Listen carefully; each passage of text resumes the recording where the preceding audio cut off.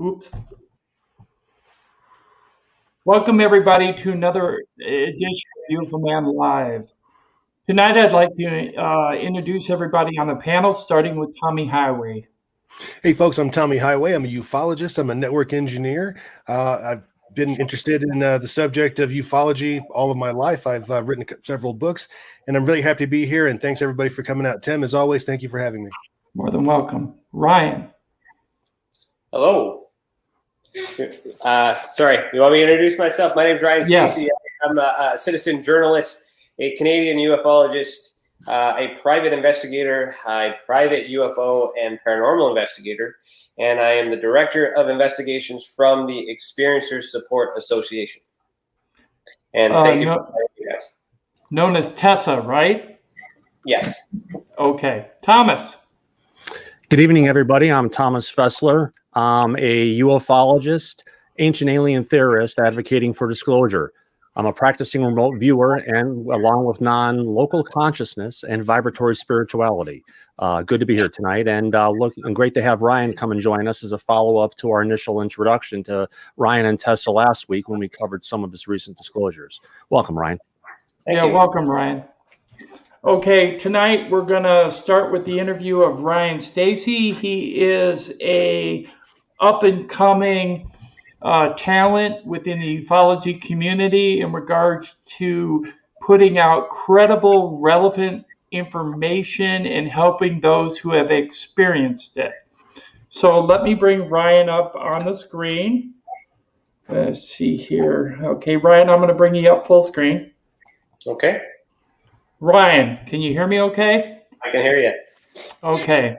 Can you tell us a little bit about yourself? What is your background story? Well, okay, so I'm a private investigator by trade. I own and operate a company called Blacklight Investigative and Surveillance Services. We have a private investigating division as well as a private and public security division. My general operations manager, Tim Morrison, is also on my TESA team as Tim the Demon Guy Morrison. You guys might know him as that. So I've been investigating the phenomenon quite professionally since probably 2015. So I've been doing that for, how many years is that? I guess 5 years, but TESA's only been public for 2. And that came about, well, here's a story with that too. So I used to be the national chief investigator for MUFON Canada, and I was the director of training for MUFON headquarters. So I was responsible for training all the field investigators within that industry there. When I was done with that, I created TESA, and yeah, that's pretty well it in a nutshell. It's weird. I can't see you guys. Looking at myself. Okay, I can bring you back down to a smaller square so you can see us. There you go. I just wanted to highlight you in the beginning so everybody knew what you looked like and who you were. Yeah, no, okay. Thank you. Thomas, do you have a question for Ryan? Yeah, so it's kind of what kind of brought you into ufology and eventually onto TESA, because you've got a background in investigations, which makes perfect for what you're doing in TESA with regards to having, both investigating paranormal and ufology and stuff. So you've got a great pedigree as far as skills to apply towards this. But how did you get brought in? Well, I got brought in because somebody was missing a child and thought that they had been abducted by aliens. I am not kidding. So as a private investigator, I was retained to locate someone, and I ended up locating them in Toronto, which is not too far from where I am. And it turns out that they had just joined Scientology and had just disappeared from the face of the planet from their parents, and their parents were concerned and all that other stuff. But they knew that he was involved in that, so they were concerned that it was a legitimate happening. So. Wow. After that and through that investigations, looking for him, I was involved in the UFO group because I was trying to learn the culture. I also noticed someone had reported, or which is complaining about MUFON at the time, saying they purchased a manual and they didn't get their money for it, and they made this whole rant about it being a fraud. And I chimed in and said, well, that's a criminal offense. Maybe I can help you. So then I did some research, contacted MUFON, all this other stuff. Didn't know what they were at the time. And then ended up getting passed from MUFON USA to MUFON Canada at the time, and a guy named Stu Bundy. Got him on the phone, talked about that, and then that was ended real quick. He said, oh, just a misunderstanding. And then that quickly turned into a conversation about, so you're an investigator, and then UFOs and paranormal, and then we started talking about, the culture of all that. And he says, well, if you're an investigator, are you interested in purchasing the manual? I was like, sure, I'll give it a go. And then I gave it a go. I signed up. I had my first case. My first case got blown up through MUFON. And I went from field investigator to chief investigator within a couple months. Wow. And then from chief investigator of the province to assistant chief of the nation, and eventually national of the nation. And then I went from there over to HQ on, I guess that would be, federal side or HQ side, so national for them. And then I came back to Canada and focused on Canada. And then there was Stu Bundy had stepped down. The guy that took his place had issues with me, which I don't really want to spend the episode talking about, but it's all written on Superstitious Times. You can read about how sneaky people are in ufology as well. B-type ufologists, as I've been calling them. And then as a positive reinforcement to the demise that had happened by the hands of MUFON, because as an investigator, I asked questions because things didn't make sense. And I'm just speaking in general. I don't know who your audience is. I don't know what you guys know. Right. And I'm assuming you're all American, and MUFON is popular in America. So I'm just trying to tread lightly here. And MUFON kind of has a bad image in America right at the moment. So go on. Well, yeah. We can get into that if you want. So from there, as a positive approach, instead of revealing the stuff that I've discovered, the concept of TESA was to simply do the things that were missing, or the things that were needed that MUFON claimed to be doing that they never did. And the philosophy behind it now is that we're available to help everybody, including MUFON.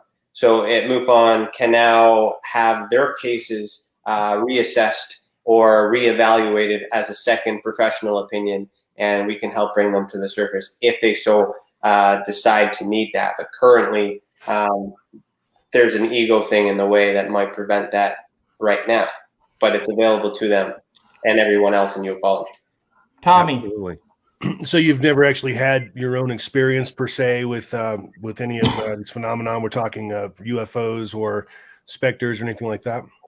I have, the closest thing to an experience for me would be what we're calling a psychogenic download, or like a mental experience is what we're coining the term as. I'm having a hard time discerning whether or not it's self-thought, a higher vibration, or extraterrestrial. There's no way to determine where it's coming from, but the very inception or thought of TESA came from a visual. I don't know if you've seen in your research of this map that I've been doing. There's what I call the TESA map, which is this intricate symbol with that has written on it. Have you seen that, Thomas, at all? Yeah, I've actually seen some of your inventions of you trying to go ahead and spin this stuff, and I responded to that. Trying to make sense of that download. So for me, that's my experience on the psychogenic side. That I feel with my research, I'm feeling like this the psychic phenomenon, paranormal phenomenon, paracryptid phenomenon, all of it's connected.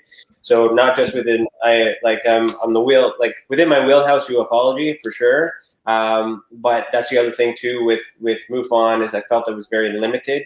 because a lot of the people that were making reports weren't reporting lights in the sky, they were reporting abductions, they were reporting ghosts, they were reporting a whole bunch of different phenomena that MUFON was not capable and still isn't capable of investigating because it's not part of their training curriculum.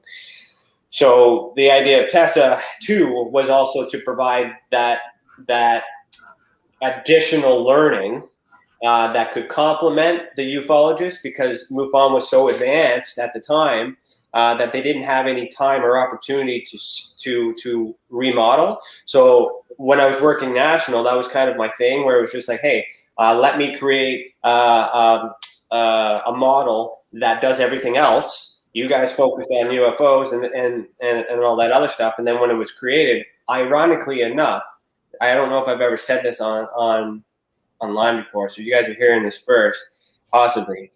TESA was offered to Jan Harzan before for free. The idea, the concept, the reporting system, everything we have, I offered it to them for free because I believed so much that it was needed, and I did all the work to help them.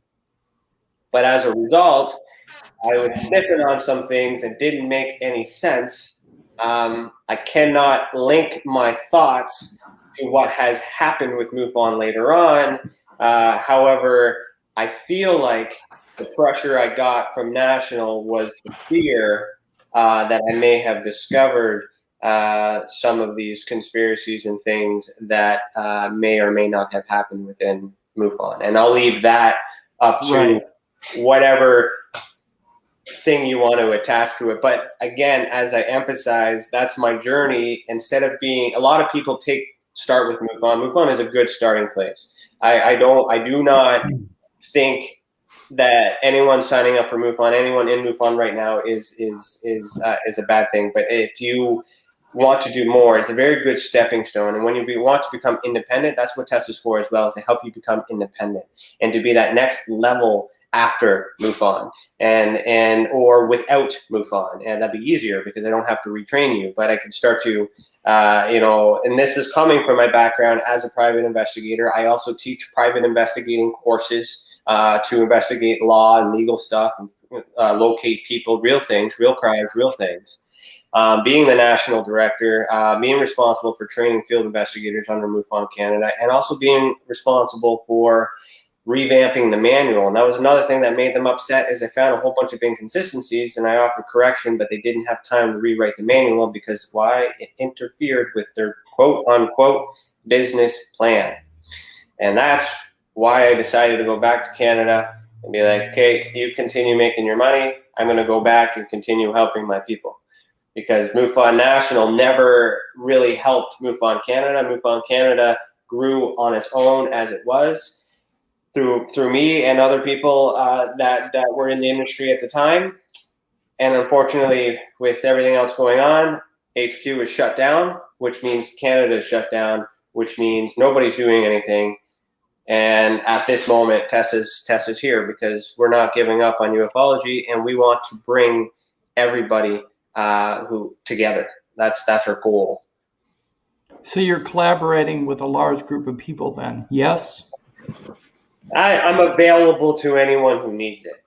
Our team is tight. We're quite independent. We don't need anyone to do what we do. However, everything we do, the whole goal, again, is to be out there so anyone who needs it can use it. Anyone who needs us can ask. We just can't simply want to just be out there. We don't want to compete. We just want to let everybody know we exist. And if we somehow fit in something that you need, we're there. And if not, and the first person to get the answer, then that's great, because remember I said type B ufologist. A type A ufologist is like us, I would suppose. And the reason why I say that is a type B is someone who investigates for themselves. And that can include paranormal, cryptozoology, all the research field. A type A was someone who investigates for the entire world. And so what I want to do is build a team of type A's, but there is a lot of type B's. That's all we have. So, I'm looking for type A's, and if anyone thinks they're a type A, we have on our website, you go to tesacan.org/partnerships. You can apply to be apply to be a part of it, or you can go to Project Babel. So you go to our website, TESACAN.org/project-Babel. That is a platform for anyone who's investigated anything that has evidence, that wants TESA to review it to make sure that it's good, and then together we promote it and we put it out there on our platform under our banner. And that is available to anyone, independent, no matter what level you're at, because it doesn't matter.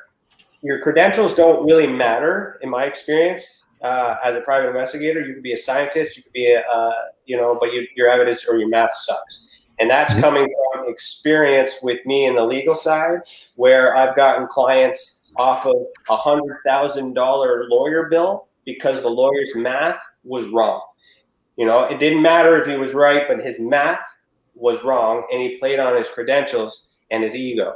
And so what I'm trying to emphasize is anybody who has evidence that this exists, you can submit it to TESA, and we'll help you verify that it is what you say it is. And if it isn't, then we'll give back tips on how you can improve. And if it is, then we'll promote it together and give you credit for it and reinforce the work that you've done as an individual.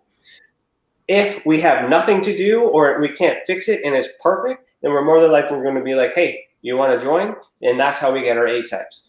So that's essentially how we work. And that's why that system is available to MUFON, not the industry, but the people that are doing the work under the banner. Yeah. Right.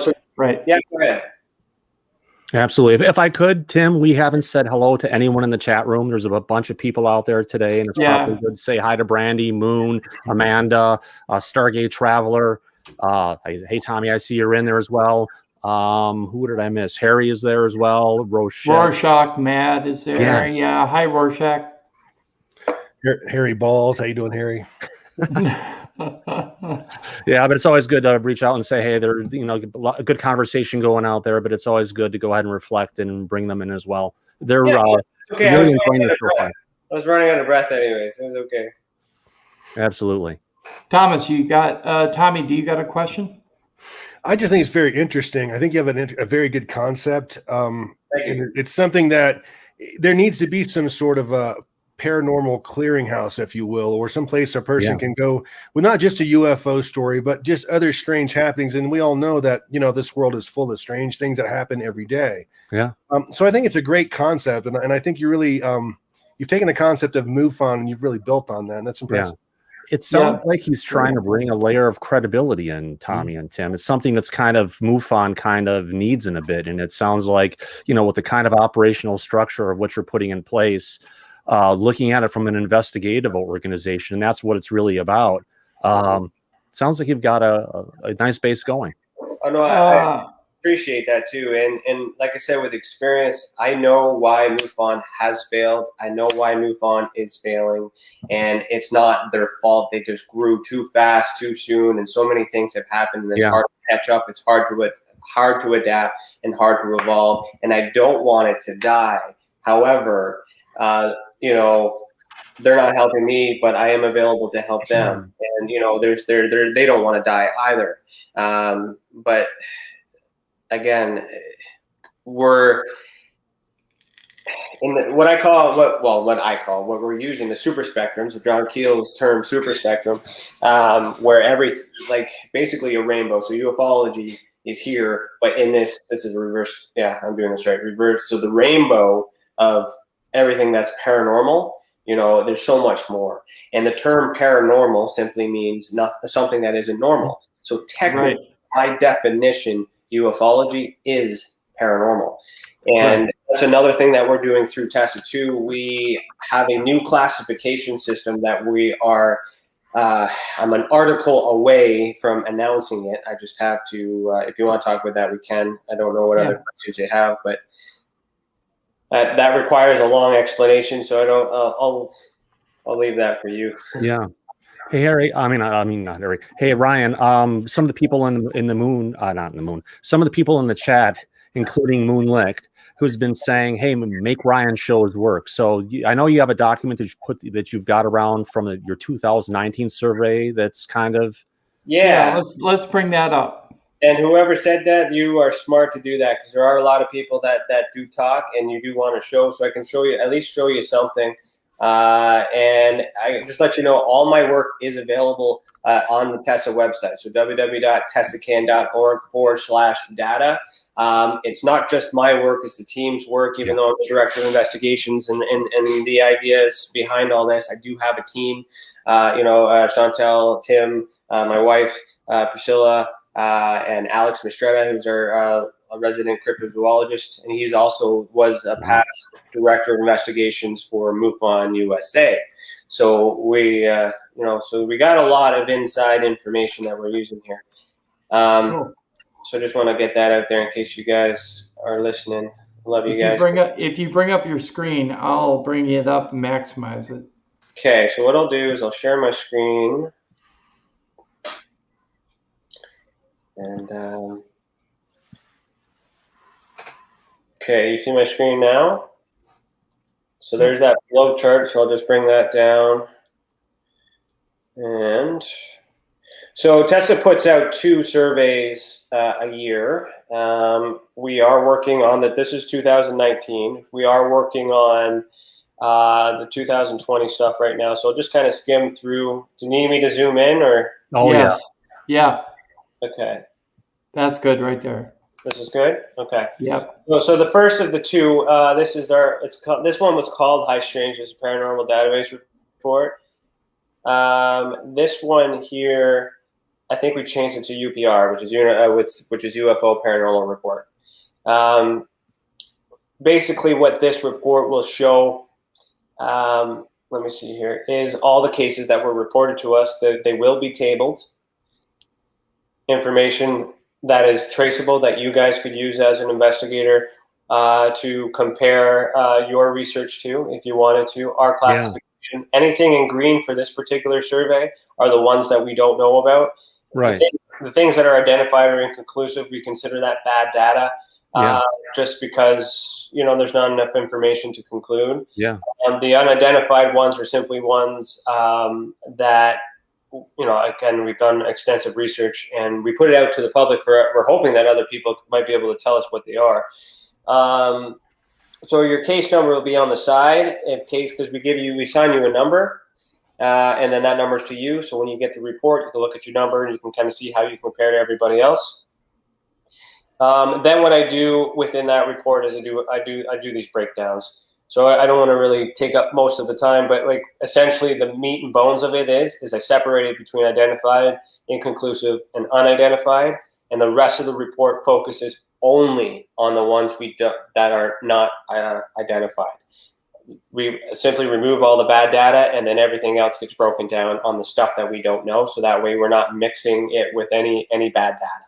So I break everything down with demographics and all that other stuff on that. So that's available on our website. The 2021 it will be coming out in the next couple of weeks. And just to tease a little bit, I did put a photo out there to show that we did have something reported to us that is unexplainable. Yeah, we actually covered that one last week.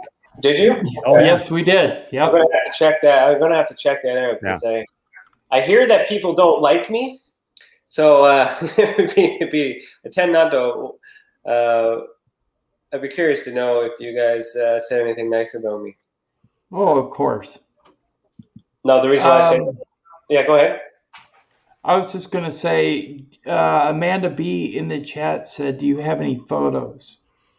I do, and I actually have some queued that I could show from the 2020 report because I did a presentation today for our Patreon specials. I don't have any data or any research with me that I could talk about, but I can maybe loosely explain it. No, sometimes a picture is worth 1,000 words. Yes, let's do that. So this second survey, just so you know, this one is a Canadian current event survey. This one's designed specifically for Canada only because I have access to Canada information. But as a ufologist in Canada or anywhere, basically what I've been doing with this is I've been tabling. So the Canadian government releases transport data Transport Canada releases, I guess, flight data that causes anything that disrupts the flight path or the runway or anything that interrupts airspace. And what it does is it gets reported, it gets transferred to a civilian who will put it in a document, and then that document will then get reproduced and sent out to anyone who pays for the subscription. So I pay for the subscription, and then I get 1,000 reports on issues that happen every day. So what I do is when I read them, I do keyword searches for drones. The reason why I'm tracking drones is because I want to figure out if the government is actually using the word drone to hide UFOs or UAPs. So I've been measuring characteristics, and these ones that are in green are actually ones that were of interest to me based on their description. And interesting enough, I learned that the Canadian government actually classifies some of their stuff as UFO. So I've been tracking anything that comes up that says UFO. Some of them are balloons, some of them are kites, because technically it's unidentified, but then as it's been investigated. So this is a second survey done the same way as the first one. But at the end of this one, I kind of show you guys what happens. So when I do a Freedom of Information request, I get results back and no record, no record. That's the typical response from the government. These are just kind of the things that explain. But this particular document here, I know you guys wanted to see documents. I forgot about this one, so here's one for you. This occurrence event that happened the 11th of February 2019, a Vanguard Air Care Incorporated Beach 200 from South Indian Lake, Manitoba to Thompson, Manitoba, reported that an inexplicable bright light followed them from this airport to this airport at the same altitude and speed. No aircraft were reported in the vicinity. So I was expecting to have a no record found for that one as well, but they gave me a record. They gave me this unclassified document.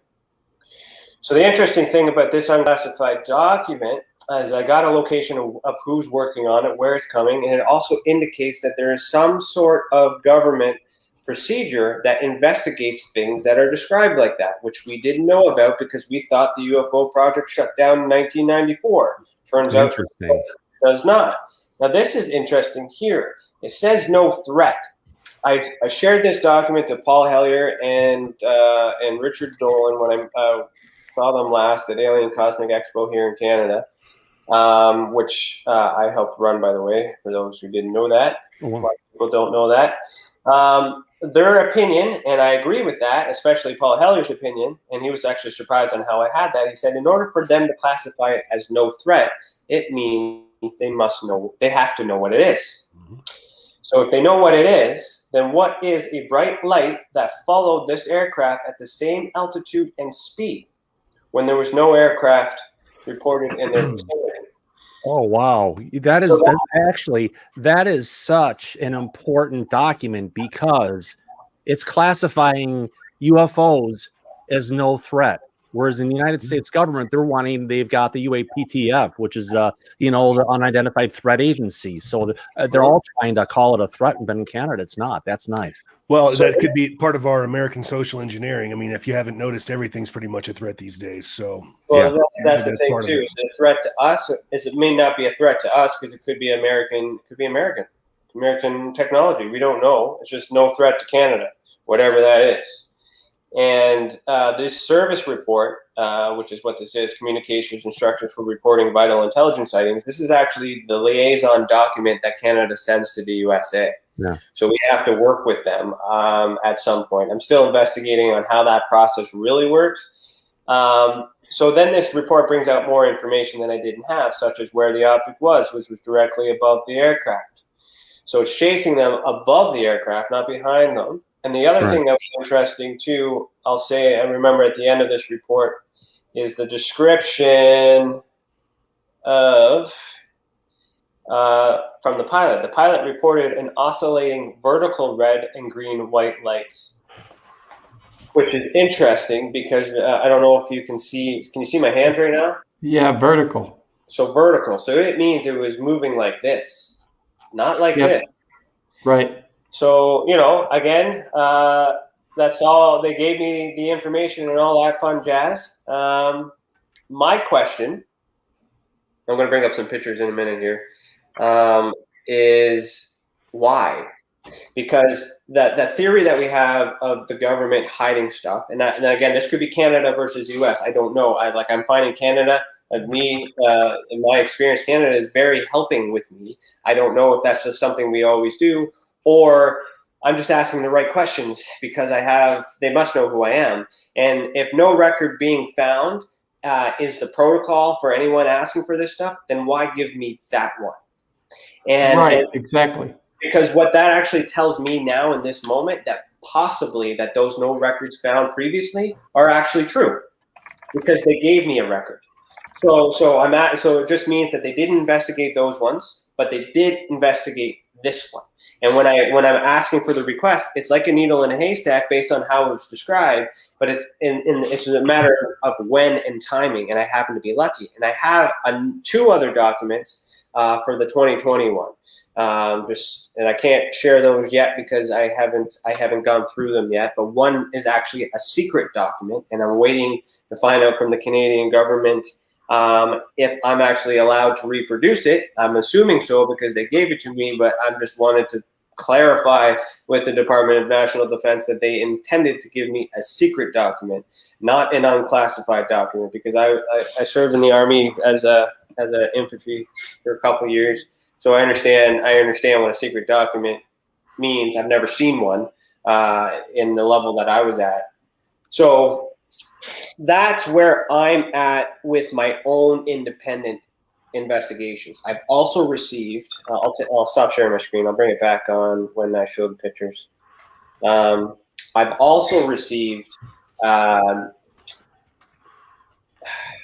the Canadian Space Agency a plethora of documents regarding UFOs and Paul Hellyer. So when he was in service, I haven't gone through them all. I've skimmed through them, flipped through them to see if there was any photos. Most of it's just material to read, so obviously I need to read and go through it. I've been gifted a magic link from Grant Cameron. He gave me his first wave of Stanton Friedman's files after he passed, so I have those to go through. I've skimmed through that, and I've seen an interesting photo of cows and UFOs, so I'm waiting to find out if we're able to, who has permission to release that. Nice. I also have, what's his name? Arthur Fahn's report on Project Magnet and Wilbert Smith, which is essentially Project Magnet is Canada's Project Blue Book. Yeah. And Project Second Story is Canada's Condon report, science review, kind of, if you want to compare.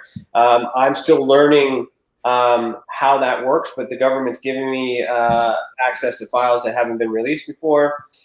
So my question, again, is why? Because I know that a lot of people are asking for this stuff, and that's another part of the training part. Am I just asking the right person the right way? Am I just being nice instead of aggressive? Am I, being, if I could, am I being Canadian instead of American in terms of aggression? Because some people like to attack disclosure with that aggression. We want answers, and I'm finding that if I'm kind and I ask, I'm getting. So is that a cultural difference, or is that did I just find the Rosetta Stone? Did I just find a key? Because for some they're giving me stuff, and I don't know why.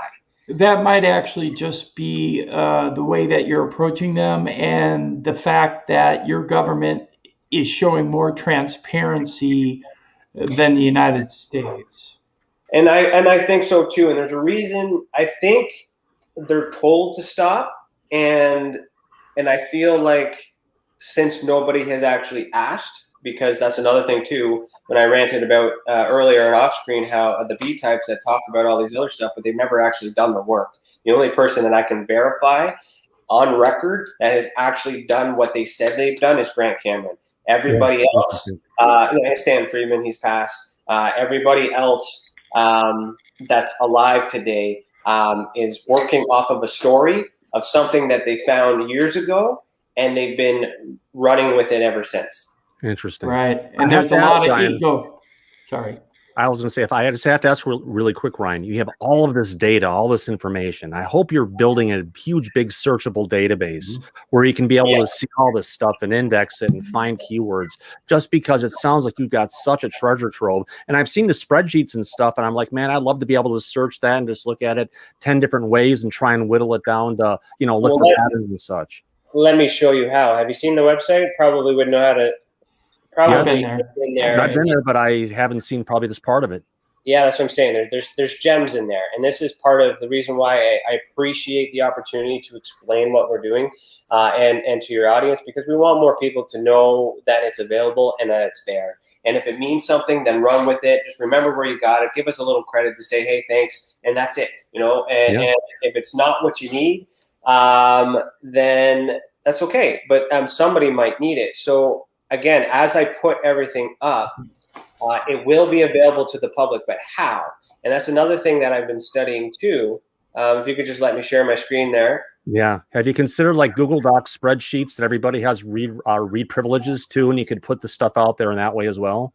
Well, I'm going to have it there as part of it, but then the visual learners, the that aren't ufologists that don't have the time to catch up. Because here's the other thing is I know so much about my own studies, but I've been on my own. Everybody else that's been a ufologist, I've asked them to show me, to help me to do all these things. So I may have done things they have already done. I don't know that. All I know is I had to do it on my own to figure it out. There's no help. So when I put these documents out, there's no way for me to know until I release it if it's new or if it's old and repeated. Because I'm not going to write a book, because no one's going to read it. I need to put it in a visual display so that way somebody can see it and then somebody can use it. Ryan, I do have a comment in regards to what you just said.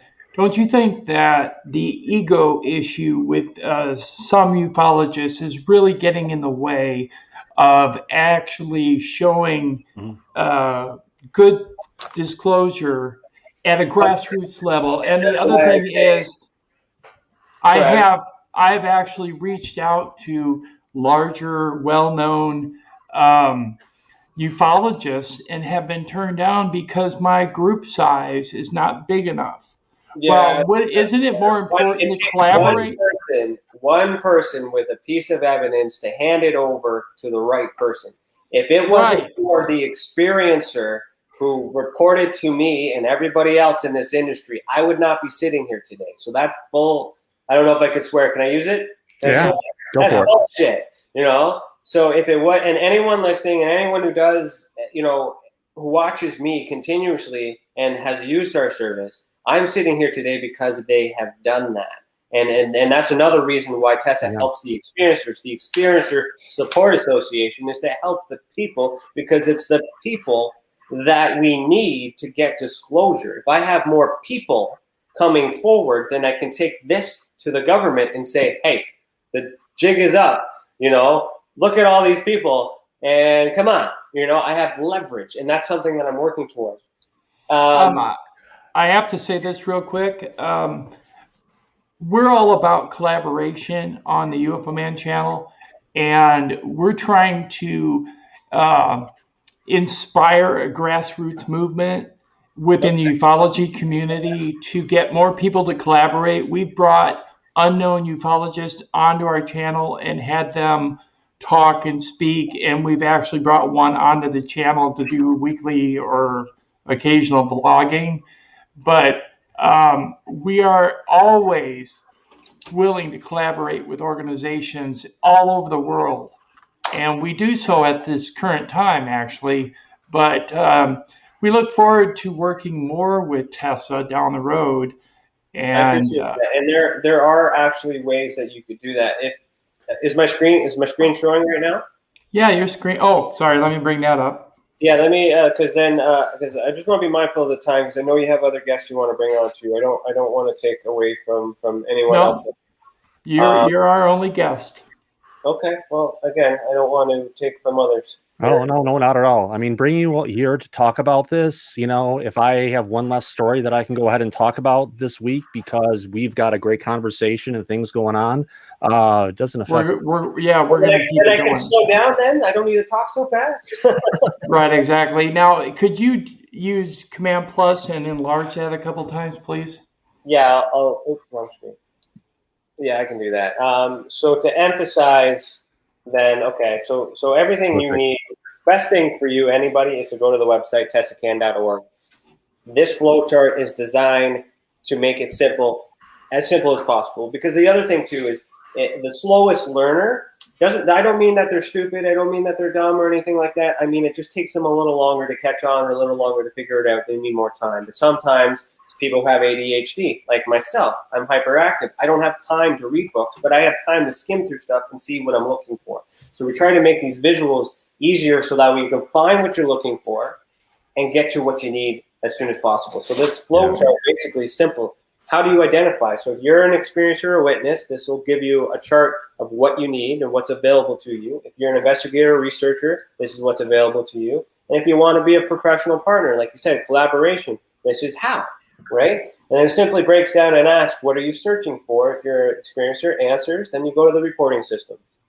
If you want support, then open support, then there's all these open things available to you. If you want hidden support, we have what's called Experiencers Anonymous. So what that is that's run by Tim Morrison and Chantal Chauvin.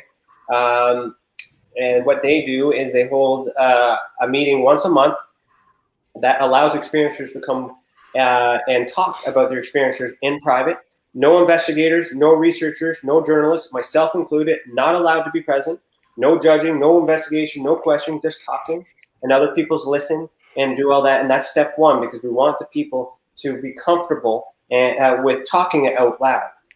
If that helps, then they would be guided to make a report, and then I can do my work. And it also helps me do better work, or more better work, because there's a high chance that the stress and the anxiety has been removed, and I'm now dealing with a rational person at the time, because I can't tell the emotions when the reports come in. So this also enhances the credibility of the report. So I'm working smarter, not harder.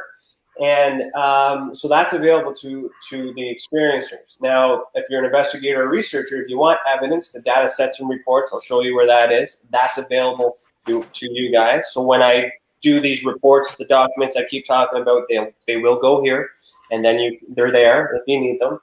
Data and research. We also have a fraud reporting. Again, private investigating firm. If you notice somebody that is doing all these things illegally, like committing a crime, then you could report a fraud to us, and I will investigate that. And I have jurisdiction within Ontario. However, I do have colleagues and partners in other places of the world, and I do understand how the laws work elsewhere. And all I have to do is contact the local authorities, and then they can do with it, as long as I can provide them the evidence to support that the crime has happened. So that's available to the experiencer, because some people get taken advantage of, and that's available to anybody. ATIP assist, that's the next thing. Yes, I know how to get access to information, but I don't need to be the only guy. I can help you get it if you let me know what's important to get. And then together, we'll promote it on TESA, because we helped you. That's the whole idea, right? Everything I do, you can do. The academy is available. We're going to eventually teach people how to investigate in general, how to be independent, and then also how to investigate the phenomenon separately, and then bring the paranormal, psychogenic, cryptozoology, paracryptozoology, and ufology fields together. So how you can bring it together. We will teach you that. Why? Because I'm busy and I need more people doing what I'm doing. And how are they going to do that? I have to show them. And then that leads to the visual evidence database, which is why I wanted to show you, and the witness statements, which will actually have pictures that are available. And then if you want to be a professional partner, well, if you got lots of money and you want to donate, that's great. This is how. Buy some stuff from the store, go to Patreon. On Patreon, just so you know, we have a podcast called Beyond the Tinfoil Hat, where you get an extra hour of the Patreon for Patreon if you become a member. The $2 tier as well for experiencers, we give you support. I'll just plug that there. I do specials on there all the time, intimate one-on-ones if you need it. You know, your money's not just going to nothing. Like this is what's supporting what we're doing, but it's also validating that it's worth you're worth something for you, but you don't have to. There's plenty of free stuff online if you want it. But basically, the stuff that we have on the Patreon is that entertainment side that nobody should be selling shouldn't be hiding anyways. And then the professional partnership. So if you guys want to collaborate, that's where you guys want to go. So on the side, all these things are available to you. Let me see. I just got to zoom out so I can use my mouse properly. Sorry. Ryan?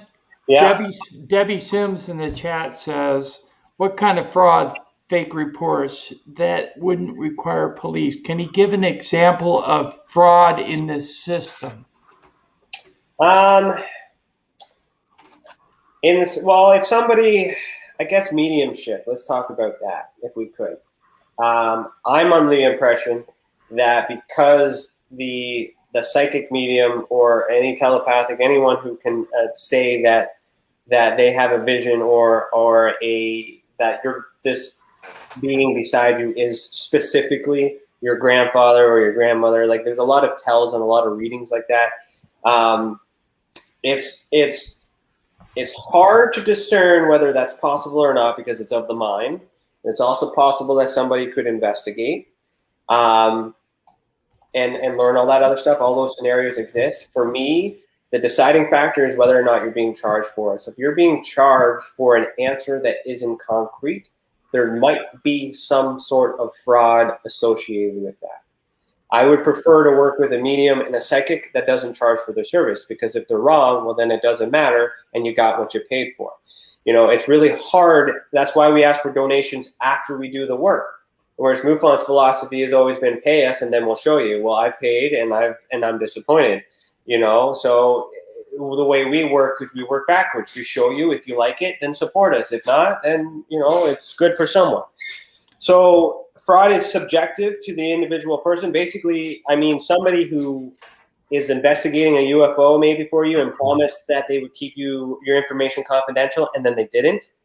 That's against the law as well. So anything fraudulent, maybe not fraud specifically, or maybe I should just change the word. That might help too. Never been asked that question. That's a good one. I hope that explained.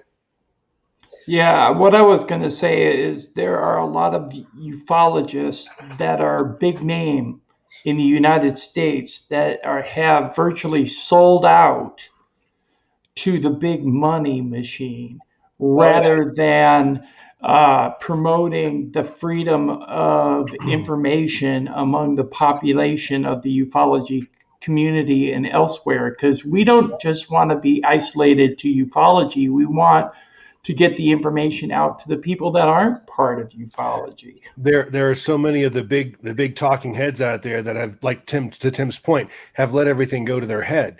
It's no longer about the cause. It's about the money. It's about the exposure. It's about the fame, if you will. Yeah. And we've seen that time and time again. The fame monster rears its ugly head every time.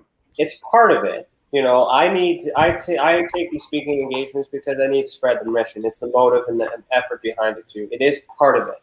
Receiving money for your time, that's part of it. It's the message. That's the thing. If the message isn't right, then it doesn't matter how you promote it.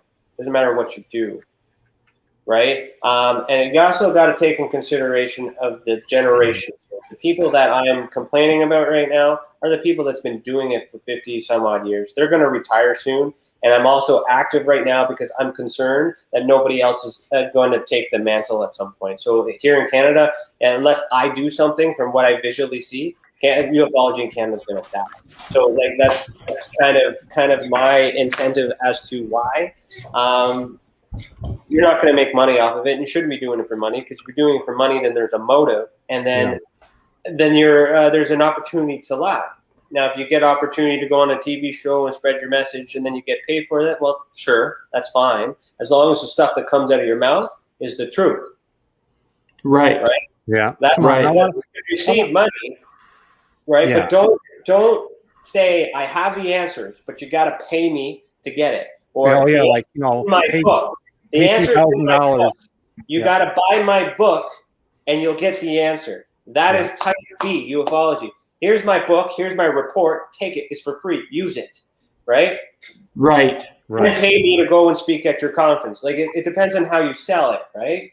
Or come and hang out with me for a weekend, and I'll go ahead and I'll charge everyone $3,000 a head. You know?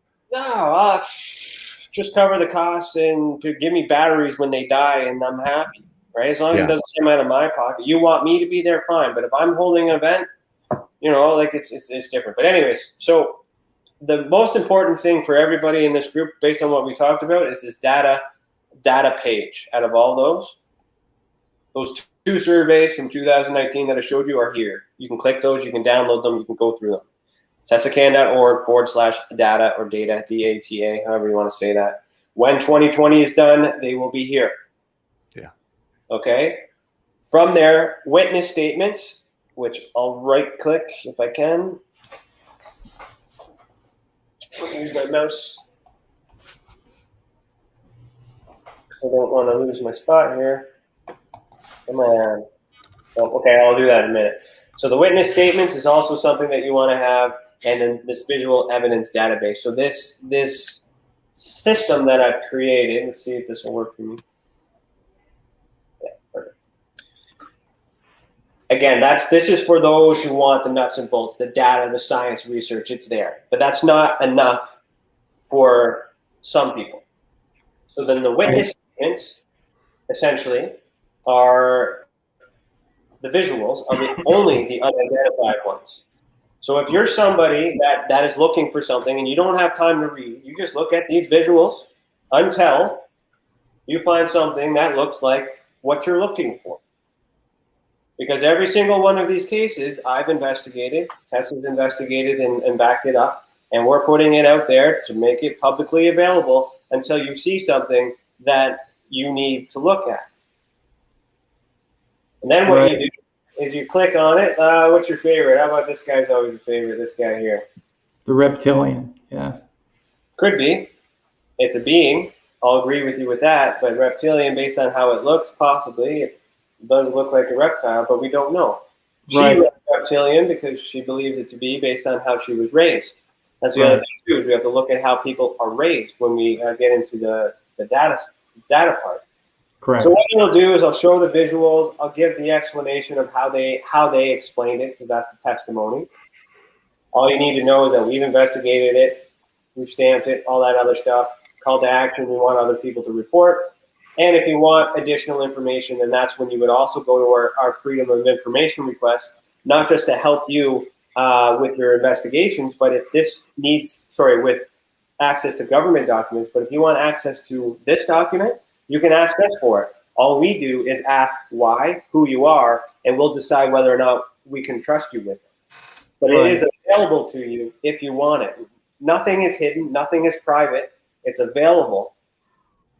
But we just do it in such a way that we can control or at least stop for a minute and look at everybody who asks. Nobody's asking, probably because they're afraid, because I'm a private investigator, or because they're unsure of whether we're like MUFON, but we're not MUFON. And that's part of this campaign, is trying the best that I can to explain the difference. And I don't like talking negative. I just need to talk about how they are so you can understand how we're not.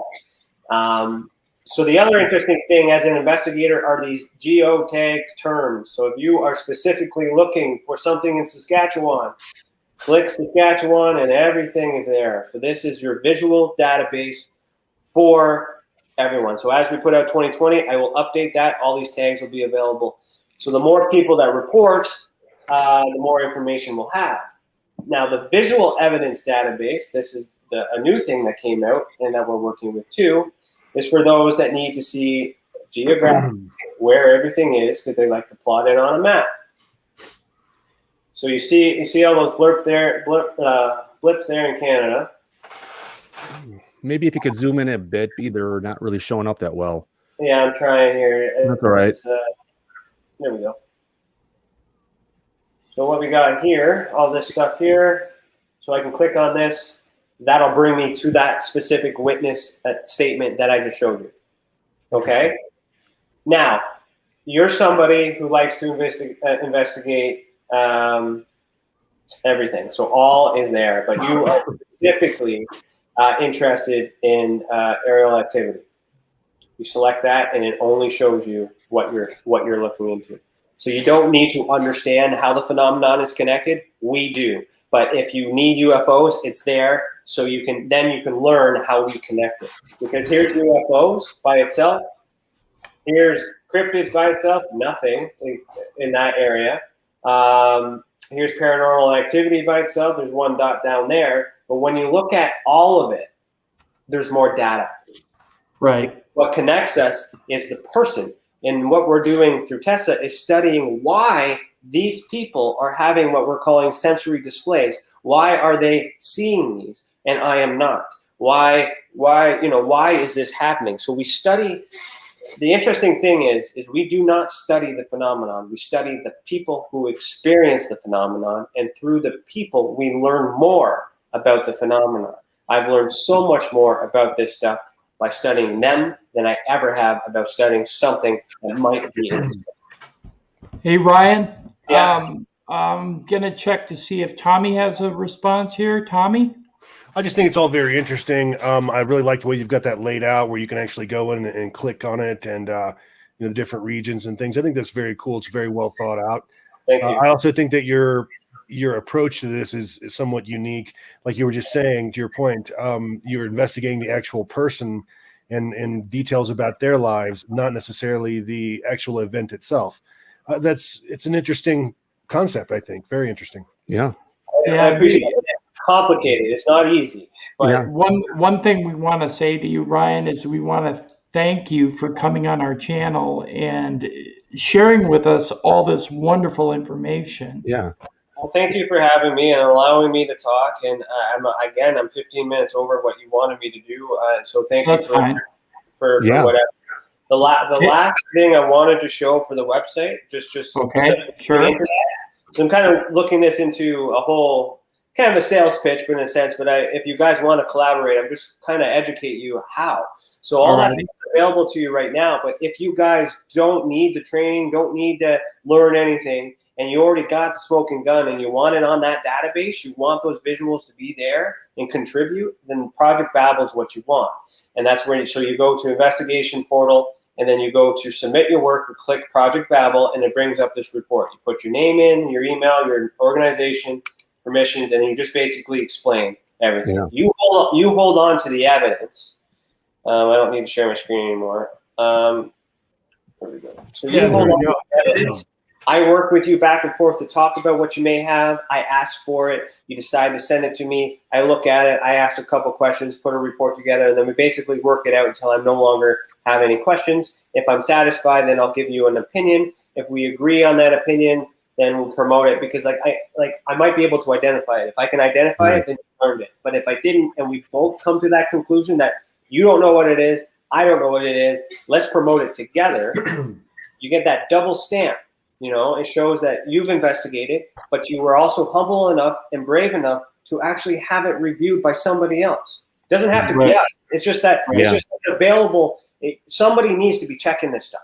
And the reason why we're making ourselves available, A, it doesn't exist. B, that I'm a private investigator. I have the training in the background. I'm a government agency in Ontario. So technically, and I'm saying this lightly and loosely, technically, we're the closest thing on the private side to a government entity that is investigating UFOs, because we have access to do all the things just on the private sector for the people. Yeah. It's amazing stuff that you've been talking about, Ryan, and we'll have to have you back in the future to talk more about it, and more importantly, get some in-depth info about those Canadian disclosures from the Canadian Space Agency that we've, kind of went back and forth on Twitter on, that I'm sure our audience would love to hear. So we have to bring it back for that. Right. Yeah. Maybe next time we'll address maybe a couple videos, if possible, if you have them. Yeah, whenever you need. And I'd love to be back, always available. As I mentioned, offline, we do a podcast exchange. So since there's three of you, I'd love to fill it with three. Talk about you guys individually as well. Give you guys the opportunity to talk to our audience about what you guys do. Because and on the bottom line, this is the thing. Without me knowing you and you guys knowing me, this is professional courtesy and all this other stuff. That's great. But you don't need to have these credentials that I have in order to capture evidence. You don't need it. And anyone who investigates, anyone who asks those questions, whether it's sloppy or professional, as long as you're doing something about it, that needs to be recognized. And thank you all for your service in that. And it's just what I'm trying to present is that we have something that's available to everyone for those who want to take what they're already doing and make it better. And that's why our standards are high, because again, the reputation of my company has to be high. So I'm a little picky, and that's why our group internally is tight, because I have to, if my business goes down, then I go down. So this all goes down. So everything needs to be careful, which is why we have this platform where you assume the liability. You're just presenting me evidence, and then all I'm doing is saying, yeah, that evidence is legit, and absolutely endorse it. And and that's how we can collaborate professionally and actually have fantastic the data matter. Yeah.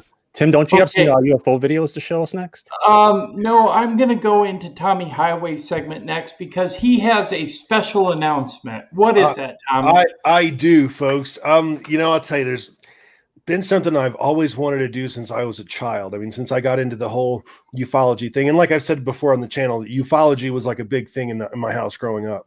So I said, I'll say this next week, the next show, next Saturday night, your humble servant, Tommy Highway, will be broadcasting live from none other than Roswell, New Mexico. That's right, folks. I'm taking the trip. It's relatively close to where I live. I'm going to go out there for several days. I'm going to interview some people. I'm going to get to take in the sights, the sounds, and I'm going to actually prepare a complete report for the next week's show, just for you guys in the audience. So it should be a lot of fun. Yeah, he's even going to go to the little alien. We made up some two-sided business cards with our logo on it. We're going to have them dropped off at the little alien, and perhaps even with some people in the community. So that'll be good. Right. Yeah, I'm actually going there to interview as many people as I can find. I'm willing to listen to anybody's story at this point, but we'll take the best ones that we get, the best information that we can find and all that. We'll put that together into a nice presentation for you. But it should be awesome. It should be very interesting. I'm actually even going to try to drive out toward the Braswell Ranch. I don't know how far I can get or whatever, but I'm going to grease some palms or whatever else I have to do, but definitely going in on a mission for this. But let's go ahead and talk about a couple of really good UFO sightings here, folks. And these are really good ones. Tim, I'm going to go ahead and share my screen here, okay? Oh, okay. All righty. I don't think I need audio, but I'll click it anyway. Here we go. All right. Let's talk about... You need to enlarge it a little bit, Tommy. Command plus. Yep. There you go. How's that? Better? Yeah. Okay. Scotland man Robert Taylor attacked by UFO and almost got killed back in 1979. A forester named Robert Taylor from West Lothian, I guess that's how you pronounce that, Scotland, discovered strange, unusual small objects. The largest object was circular and hovered above the ground. Okay, and this is actually, notice that blah, blah, blah, blah, blah. This is just an entertainment. Anyway, okay. 2 other small objects were round and protruded from them, some kind of pins. He was attacked by these objects and was placed in a larger UFO where he lost consciousness.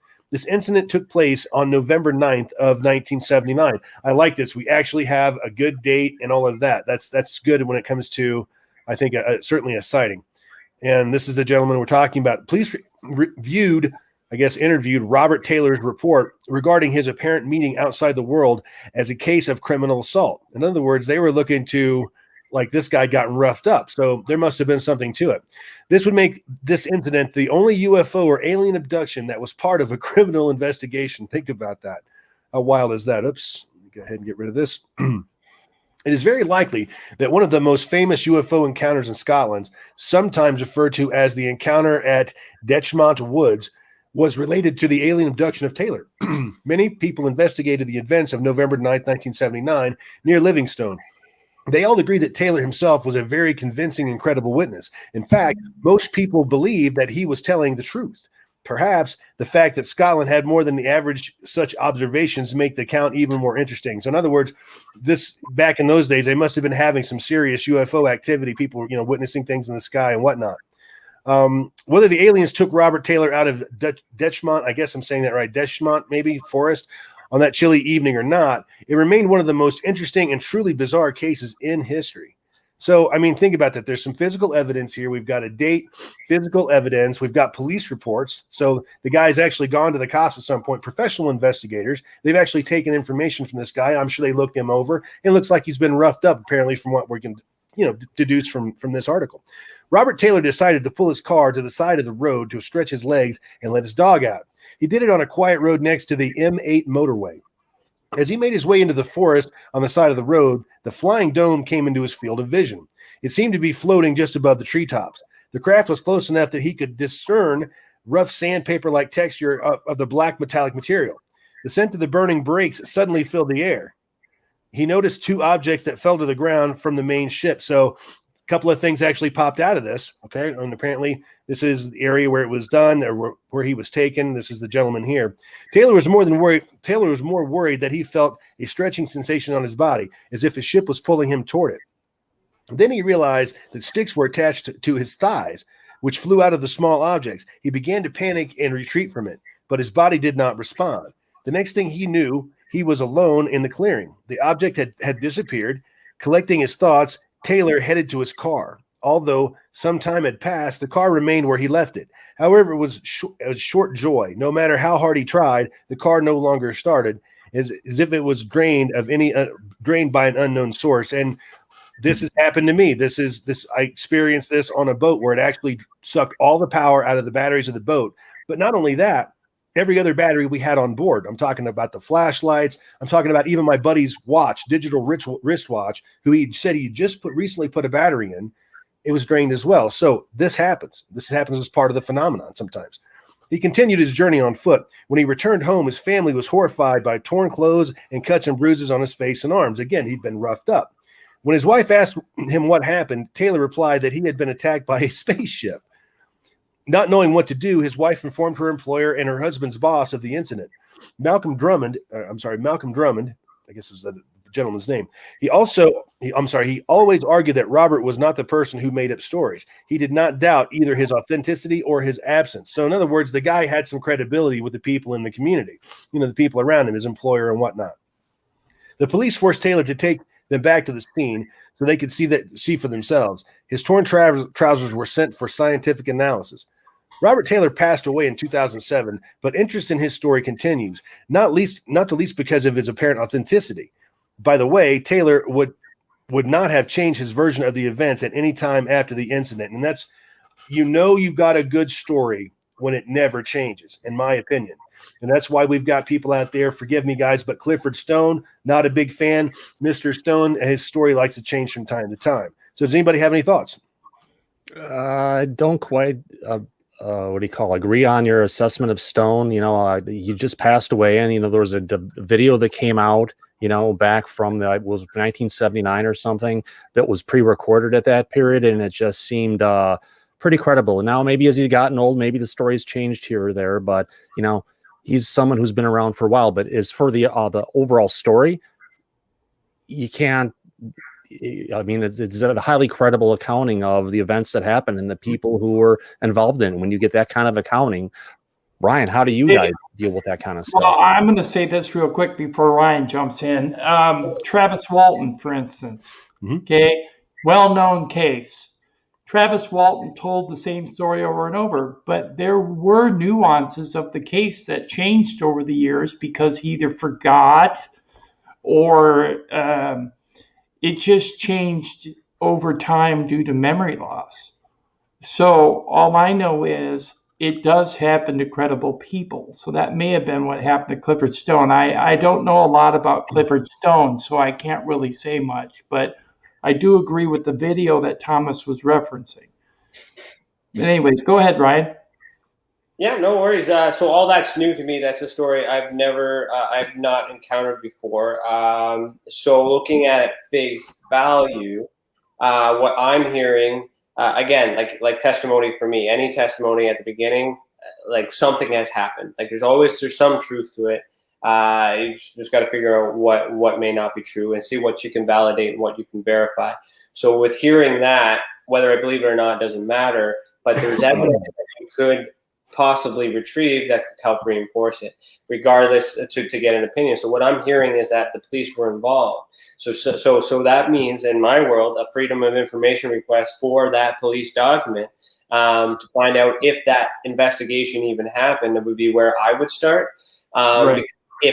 Because this is a story that's being shared based on something that was heard back in time. So if it was a police report, we need to confirm that the police report really happened, because if it hasn't, that changes everything. But if it did, like I got that report from the government, that gave me more information about this event. So it depends on how far you want to take it to get an answer. Now, the testimonial evidence, on its own, it's believable. If we were to compare it, I could compare it to other things I've heard and I've investigated. Right. So it's plausible Exactly. that it's likely. I've also met Travis Walton too. I spoke to his experience on a show called Evil Encounters a couple of years ago. I was the guy who enforced him. You can find that on my Facebook page if you want to check that out.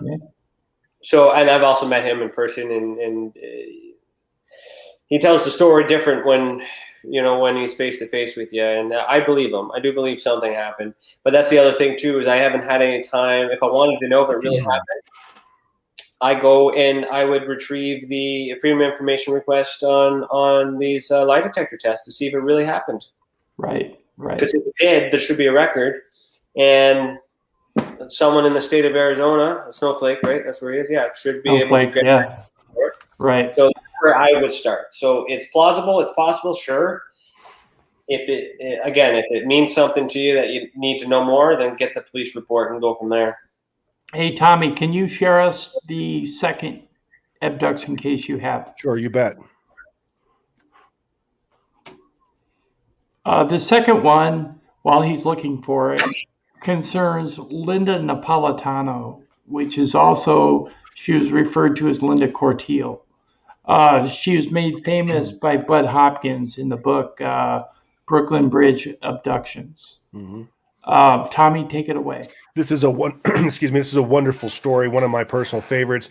It has a level of credibility to it because there were so many witnesses, not only the witnesses themselves, but the actual makeup of who the witnesses are. And I'll go into it and you'll see what I'm talking about. Alien abduction of Linda Napolitano was pulled up into giant UFO, according to 23 witnesses. Around 45% of Americans believe that UFOs exist and have visited Earth, while 25% believe that aliens have similar societies like humans, according to Ipsos. Okay, yeah, thank you. 2020 report. Now, there are many victims who claimed to have been abducted by small gray-colored humanoids, grays, and then taken to spaceships for some experiments or mating. Among them, Linda Napolitano's case is one of the most well-documented UFO encounters. Okay, now let me go ahead and take through this. Okay, let's go into it a little bit further. Linda Napolitano, who uses a pseudonym Linda Cortile, a young woman in her 20s, claimed that in November of 1989, she had been pulled by a gray humanoid from her bedroom window while her husband was asleep next to her. Soon after this horrific incident, she contacted Bud Hopkins, an American UFO researcher who even wrote a book entitled The True Story of the Brooklyn Bridge UFO Abductions, describing the UFO events that occurred on November 30th of 1989. And this is a photo of Linda right here. A very nice looking lady. Napolitano, an Italian-American young woman, said that on November 20th at 3:15 in the morning, she suddenly woke up, finding herself paralyzed, and saw three non-human figures, gray in color, with big heads that were floating in her bedroom. She could not call her husband as the beings told her in their language to stay quiet.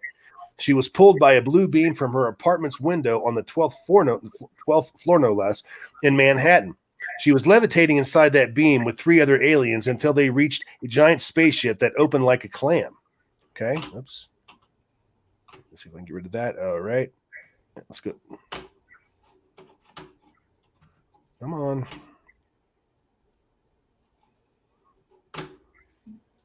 I hate those overlays. Yeah, sorry about this, guys. Everything was going so well. I'm going to go ahead and refresh. Okay. There he is again. Really? All right. Well, I just have to do this the hard way. Okay. I'm standing up. Where'd it go? Here we go. Thank you. Scroll the other way a little bit. No, man, doesn't go away. Wow. Nope. Okay, well, let me try it this way. I'm standing up on nothing, and they take me out all the way up above the building. Oh, I hope I don't fall. The UFO opens up almost like a clam, and then I'm inside. I see benches similar to regular benches, and then they're bringing me down a hallway. Doors open like sliding doors. Inside are all of these lights and buttons and a big long table. I don't want to get up on that table. They get me up on the table anyway. They start saying things to me like and like I'm yelling. I can still yell. One of them says something that sounds like, I don't even know if Knobby egg. Yeah, there we go. Thank you. I think they were trying to tell me to be quiet because he put his hand over my mouth. I bet they were.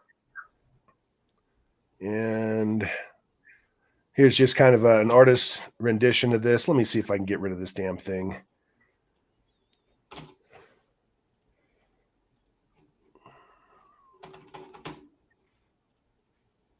Sorry, folks. Okay. Nope. All right. Okay. Well, anyway, Napolitano could not remember much about what had happened inside the ship, but she recalled some sort of medical examinations that had been done on her.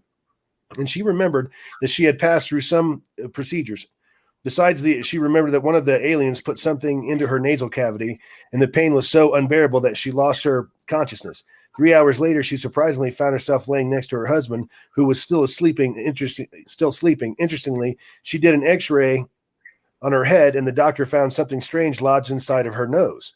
So another example where we've got physical evidence, and we love physical evidence. We're talking about some kind of an implant here left behind in this woman. And again, this is kind of a known sighting. A lot of you probably have already heard this story before. This encounter was not just limited to Napolitano.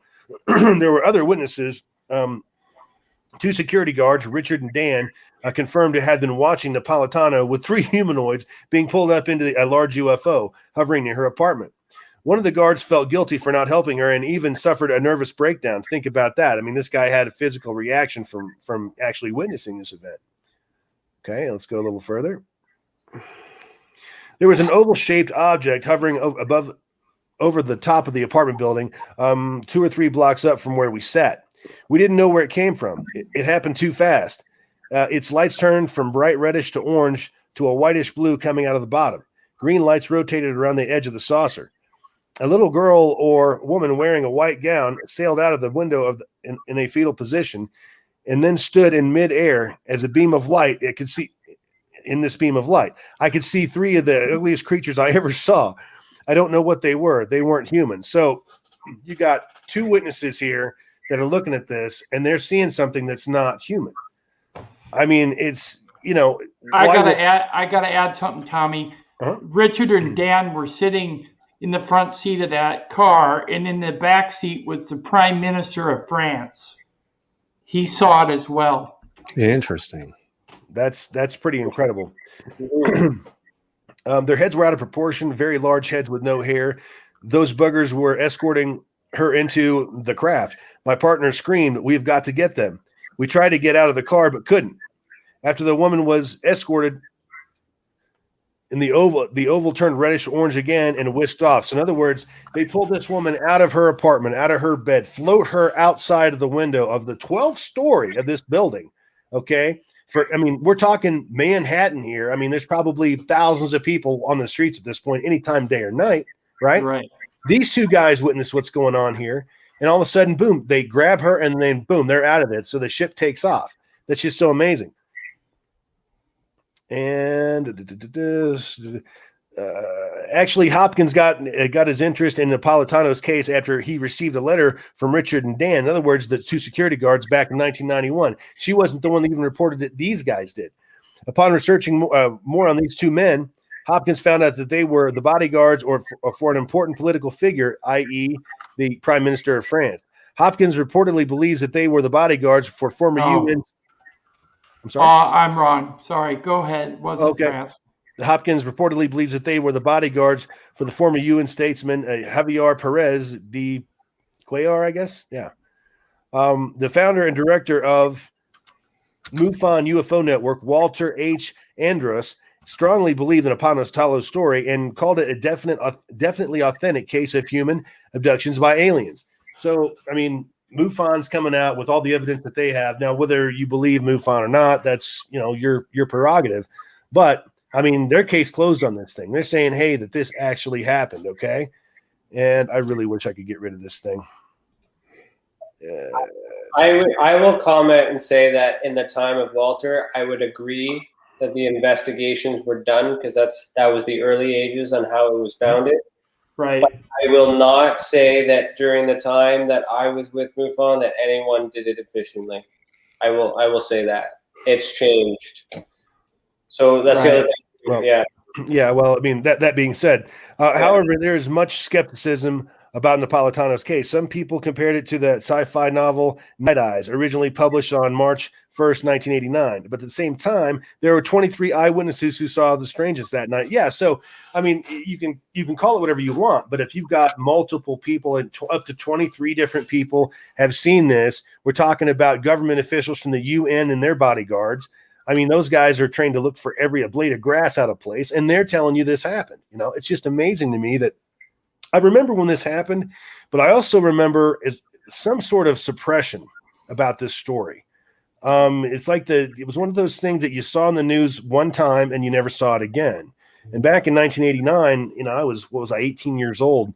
There weren't that many news networks or whatever, and there wasn't that much news going on. And I was just really surprised that this didn't get more airtime than it did. Tim, what are your thoughts? I'd have to say that the story is incredibly relevant and credible based on what I'm hearing, based on everything I've read, based on the investigative process. The only thing is I haven't really heard anything directly from MUFON, not in regards to that. So that backs up what Ryan says. But what I'm going to say is Bud Hopkins was a pioneer in this field, and he always tried to tell the truth the way it was spoken to him. And that's where I give him credit. Yeah. Rest in peace. Mm-hmm. And when you get Bud Hopkins on it, that's like having Johnny Cochran for your attorney. I mean, he's one of the best of the best of the best in the field. And he was, and Bud didn't just take up any, bright light in the sky case. I mean, this guy was a serious researcher. Probably, again, he was one of the best. When he first started researching UFOs, Ryan, he did not believe in alien abduction. He came to believe in alien experiencers, which is the new terminology, only after he joined a support group where he witnessed the pain and the emotional state of several people. So it was very indicative of what he learned that changed his rhetoric. So I would say Bud Hopkins was very important in ufology. Another one was John Mack from Harvard. Mm-hmm. Well, Stanley Friedman. I mean, we've lost Friedman. Yeah, we've lost a lot of the big pioneers from way back in the day. What's the doctor that did the implant research? What's his name again? I can't think of his name. Talking about the older doctor. He passed away a few years ago, but he was the guy that did all the implant stuff.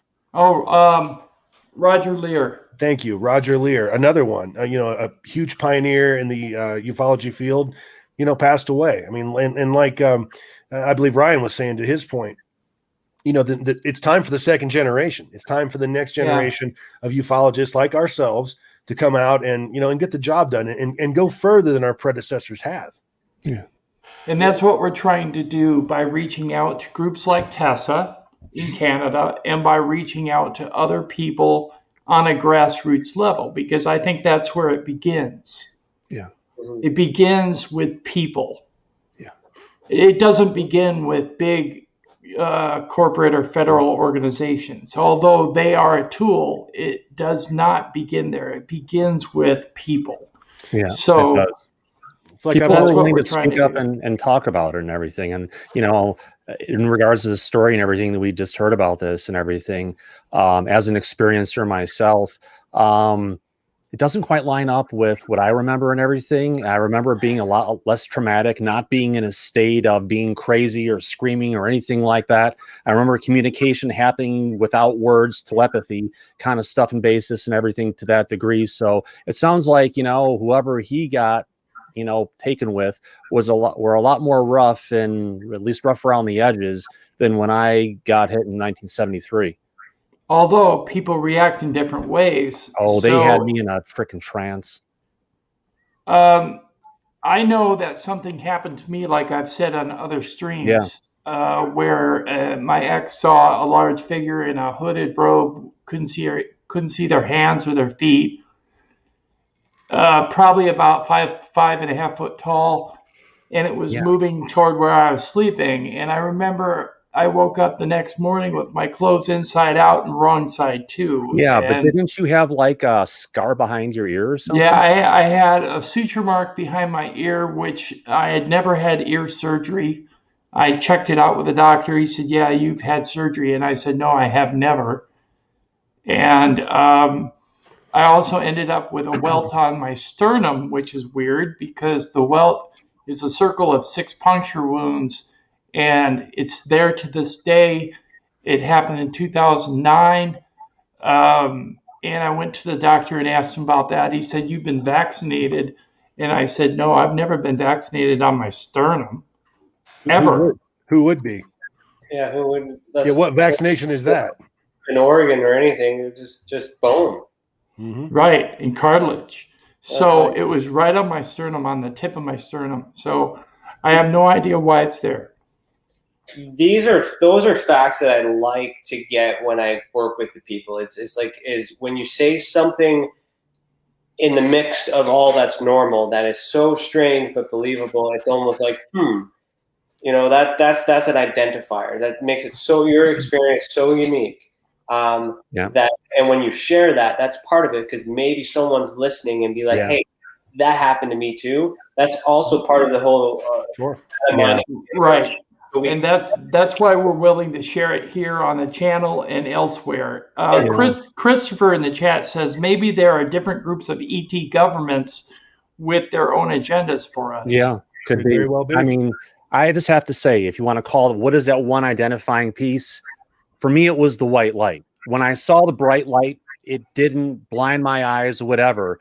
It just puts me in, even till to this day, this freaking feeling of euphoria. You don't care about anything, and you were just kind of like in this kind of a trance state. And if I could ever find anyone, if anyone out there has ever had an experience like this, but it's one of the reasons that I'm here, is because I've been looking to find other people who have had something similar, because, you know, it's not something I haven't heard about before, but you never know. Yeah, I started doing this because I had a sighting back in 2009 of 6 rectangular objects with rounded corners that were on fire. They looked like they were on fire, but they were beneath 1,000-foot cloud cover at about 500 feet and about 50 feet away, evenly spaced like a military formation in a horizontal line. And one of them, if you were to count from the left, one over, it was tumbling end over end. There were 12 witnesses. There were 7 adults and 5 kids, and I will never forget that. Oh, you don't? No, that was a life-changing event. It was daylight, and I saw it up close, and it was very significant. And that's one of the reasons why I became UFO Man. Absolutely. I've been looking for someone else who has had the same sighting or something like it or something similar. Yeah. Now, I've also photographed 10 orbs against a blue sky in a row. Now, this was before Starlink. So, and it's also in our atmosphere. It wasn't in space. It was below cloud cover, above a lake, near a city called Winona, Minnesota, and I have it on film, and I think I've showed it a couple times online, but I will most definitely share it with your podcast, Ryan, the next time we come into contact so you can take a look at it. But it is definitely proof in my book that UFOs are real. I have no doubt of that. Yep. We're just trying to share that information with our viewers and our the people that continually come to our chat room, like Brandy Phillips, welcome, Bobby Broadway, Christopher, and of course Harry Balls. What about RENE CRUZ? Isn't she still and on? RENE CRUZ, if she's out there. Yeah. Jules was here earlier. Julie Wenchel, good to see you. And Jules, and yeah, everybody that's been here, Rorschach, Mad, all of you. Thomas, what do you've got for us tonight? Oh, okay. I thought you wanted to do some UFO reviews. Well, we're going to do you first. If we have time for UFO review, we'll do it. Well, otherwise, we're just going to do you. Give me a second here to get everything up, and because I was waiting, expecting something else to happen next, but I am ready to roll. So let's make it happen, Tim. While we're waiting, I want to throw something in there. Howdy, NENNINE. Hey, NENNINE. Okay, go ahead, Brian. Anybody, yourself included, if you go to Google Play or the App Store and you type in UFO and Paranormal Reporting System or the Experiencer Support Association, you can download our reporting app. So we actually have an app, it goes to your phone, all that other stuff, and as things are happening, you can from your mobile device or your tablet, you can report it instantly. So to connect you guys, as you said, like with other people in that, we have ways within TESA once we verify that what category you belong in, because remember, we're also changing the labels. Right. We could connect you to our people and then through your people and all that other stuff too. And it's very important too that when you report to other people as well. I don't want to say that we are the best reporting system or only reporting system, but you as an experiencer who knows the experience themselves, take my opinion from it, take somebody else's opinion from it, take that opinion all the way and put that pieces together again and come to the conclusion on your own, because no matter what has happened, as long as you believe it, and I think that if you're positive, if it leads you to do something good, real or not real, doesn't matter. If you got a voice in your head and you think it's an alien and it's telling you to be kind and open up the door for an old lady, who cares if it's an alien or not? Doesn't matter. Right. So that's where it's important too. So the reporting part is essential, but we will connect. We plan to connect people, because the other thing I wanted to mention too, what you mentioned earlier, Tommy, when you're with the Roswell, I didn't want to interrupt, but I wanted to say that doing the field work, that is also important. This data collection that we're doing is here, but with this data, we have plans to do experimentations with experiencers that have checked off in the reporting system permission to be part of a larger experience, such as grouping these people together, doing a CE5 and documenting that, or doing a seance. So like field work is important. Right. But you can't just run out to the field. You need to have your data. You need to strategize and select when and where and put your hypothesis out first. Yep. So if you're not collecting data, start or help us build data and use our data and from our data do your experiments. And if your data collection does require tools, make sure you've practiced and you know what the heck you're doing. So when you run into that opportunity, you're ready to roll. And we're going to be having some videos on that in the future. They kind of focus on some of those skills and, give people an idea of, what to do and how easy it is to get to that point. Right, exactly. I want to remind everybody that today specifically is the 24-year anniversary of the Phoenix Lights sighting over Phoenix, Arizona. And I thought it was the 24th anniversary of. Go ahead, Tommy. Happy birthday, Tim. Yeah, it's at the 24th anniversary of about the 24th anniversary of Tim 32. Thank you, Ryan. Thank you. Yes, I'm 30 years old with experience. There we go. Yep. But it's weird. The Phoenix Lights happened on my birthday, in 1997. So it was a very significant event in my life. But I remember it quite well. And it is still a mystery that's unsolved. Nobody has the truth behind it. There are photographs. There is video. There are several explanations. I mean, the U.S. government tried to explain it away as parachute flares, but they weren't dropping. They were maintaining their position. That's right. So in my mind, that's not parachute flares. And I've seen parachute flares because, like Ryan, I served in the military as well, and I saw parachute flares firsthand. So what I'm going to say is, yeah, Phoenix lights, credible. Yep. Yep. Don't know what it was because no one could really see it except for a few people that reported seeing a triangular wedge. Including the governor of the state years after the fact, after he kind of played everybody for a bunch of suckers during the news conference after the fact. As he retired and went back into private life, he opened up and said, listen, I followed the thing all the way to the border and everything else. And I mean, he was convinced that he was looking at an alien spacecraft. And Kurt Russell was one of the original people that reported the lights when he was flying his private plane on the night of March 13th, 1997. So that's very significant for us because he's a big name actor here in the United States. So, yeah, I just wanted to mention that about the Phoenix lights. Okay, go ahead, Thomas. Awesome, cool. So let's move on. Throughout the week, Oops. Uh-oh. There we go. Almost there. Yeah. Thomas, put your screen up, would you? I am. Can you put me full screen? Oh, yeah, that's what I need to do. There you go. All right. And I actually have that a little bit more over that it needs to go. Give me 1 second to get this arranged. All right. So throughout the week, I ran into an article from Planet Today where they were talking about the spaceship moon theory. It's something that I've kind of heard about before. I'm sure we've all heard about the potential of, is the moon an artificial alien satellite? So it intrigued me, and I thought it was something that'd be good to go ahead and share.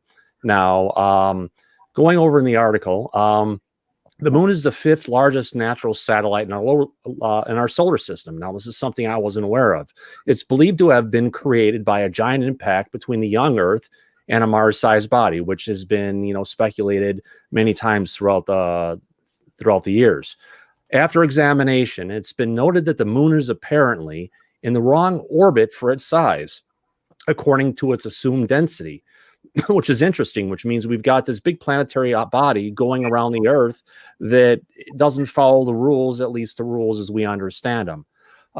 Astronomy data indicates that internal regions of the moon are less denser than the outer, giving rise to an inevitable speculation that it could be hollow.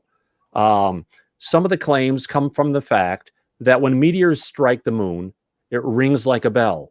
More specifically, when the Apollo crew on November 20th, 1969, released the lunar module after returning to the orbiter, the module impact with the moon caused their seismic equipment to register a continuous reverberation like a bell for more than an hour. This is something that you don't get from an asteroid, you don't get from a comet, heck, you don't get from the Earth. It doesn't sound right, literally. So back in 1970, members of the then Soviet Academy of Sciences, Michael Vassin and Alexander Shishkerbov,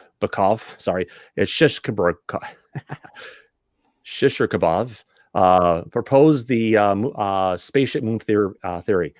I got tongue twisted on his name, and I have practiced it several times today, and apparently, well, here we go. The pseudoscientific theory claims that the Earth's moon may actually be an alien spacecraft. Vassin and Shcherbakov thesis was that the moon is a hollowed-out planetoid created by unknown beings with technology far superior to any on Earth. consisting of a hull-like inner shell and an outer shell made from a metallic rocky slag. The spaceship moon, when placed into the orbit around the Earth, was basically is their theory. Now, proponents to this theory point to an increased reports and pictures of UFOs taken by NASA on their missions to the moon.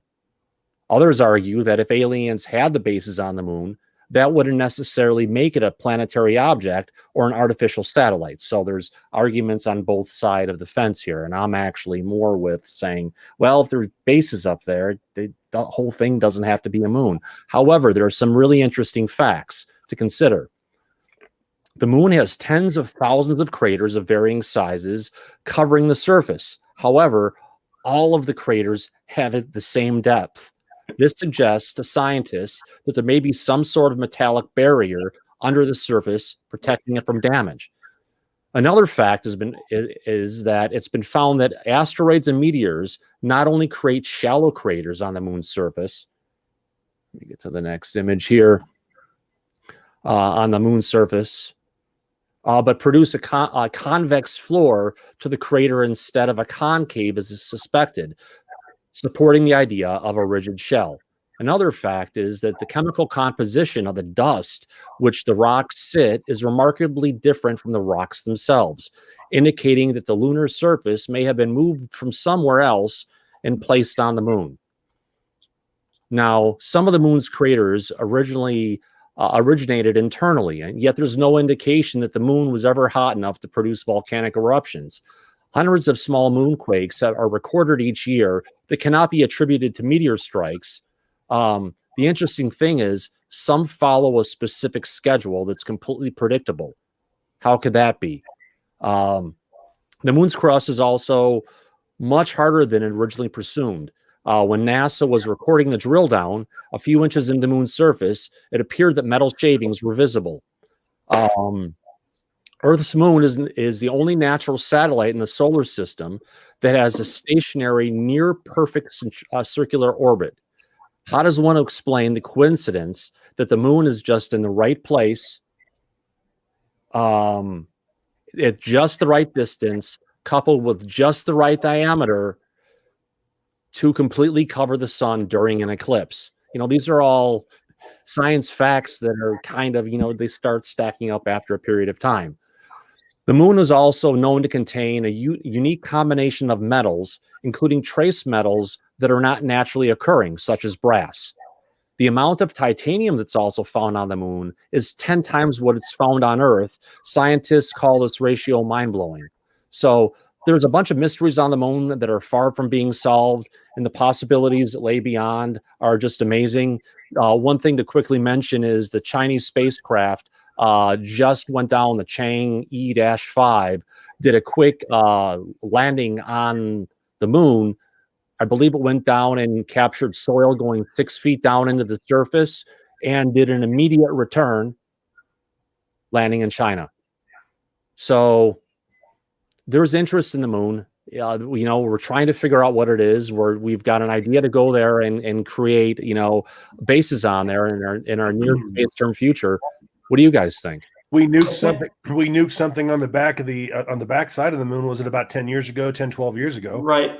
Under the guise, we talked about this before, but under the guise of finding water, and like we've all come to the same conclusion, you don't really look for water by vaporizing it, much less irradiating it. I mean, it doesn't make any sense. So they hit something back there. Yeah. If that happened, yeah, they were definitely going after something. Tim, anything from you? I'm going to say this, that China and both Russia had made an agreement to go to the moon and start mining the surface.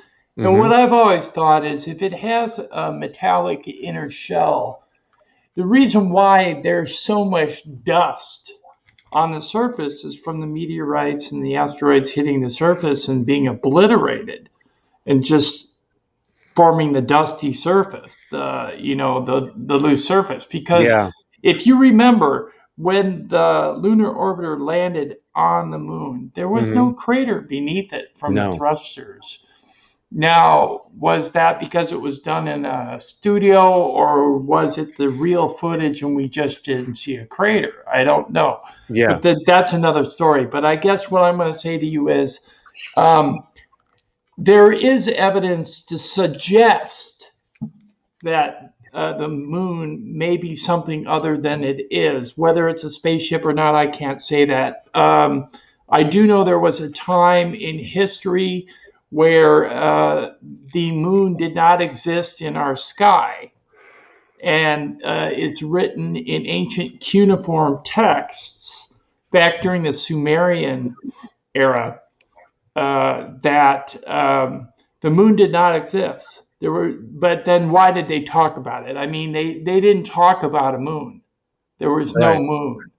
So it was moved into our solar system later. Now, how it was moved there, I don't know. Why? Yeah.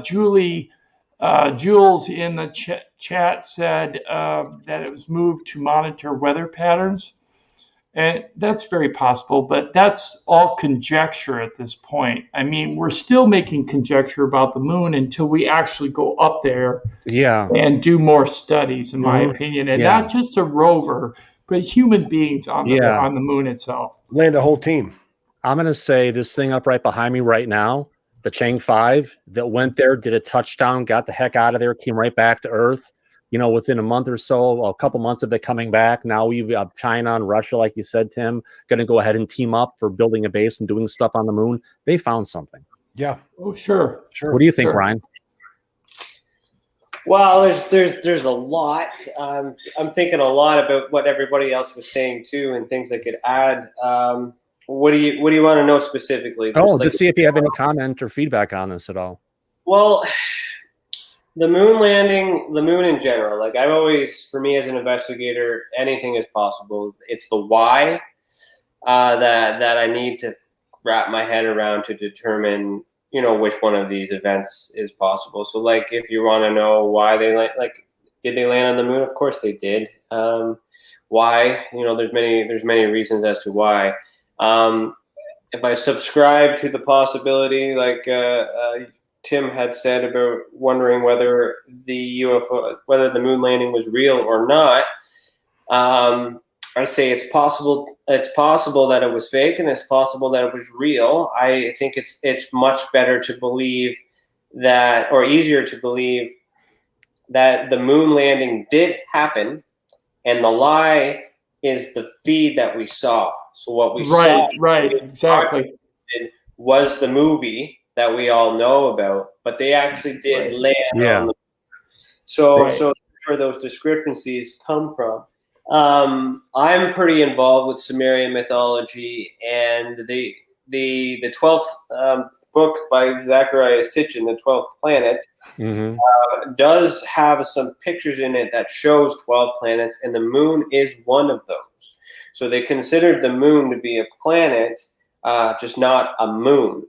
So, and the story of the moon, according to ancient Sumerian and cuneiform tablets, is that this moon was actually attached to the 12th planet with Nibiru, and as it came on its elliptical orbit, it collided with another planet that was further away from the sun, and split in half. The first and projected half of it closer to the sun, which eventually formed and became what we are living on now, which is Earth, EARTH. And the remaining part of the other half that exploded is the asteroid belt, which is where the planet originally was. So as this planet came into the solar system, the moon rotated around, collided, split the planet in two, moved it, all that. This is thousands of years ago, and then all of a sudden, something from that satellite, which is the moon, gave life to the planet that we're living on, and through evolution, we were all created and all that other stuff too. So that's how that's explained. So whether you believe that or not, that's according to the ancient Sumerian thing. So there's always an interest in the moon, but they also explained that the moon itself didn't belong to us. So it would make sense why the moon, only see one side of it, why it was placed, because it's not really a planet or a moon or things like that. There's a lot of science or theory around the Sumerian mythology that would suggest that it's alien in origin from the first place. Right. And if they are landing on the moon and they are collecting stuff, now we're going to Mars, we're getting feeds and all that other stuff because we need to see it because we're spending tax dollars on this. We need to, we need proof that they're actually doing what we're paying for. Do we need to know the truth? And that's the other thing. We come back to the disclosure part. I expect the government to lie because the world can't handle the truth. Yeah. But they have to tell us something. You know what I mean? So, so on all this whole thing, it gets conspiratorial and whatnot. But the way that I accept it is that it is both a lie and the truth at the same time. Right. And we need to know, they'll tell us. And until we know, again, it doesn't make any difference on what we do here. Yeah, we went up there too many times for it not to be something not to be going up on the moon. And if they don't want to tell us, it's going to change. It could change religion. It could change a whole bunch of things. Disclosure is going to happen. That's another reason why it's taking so long to come out. Because it's not. They have the answers.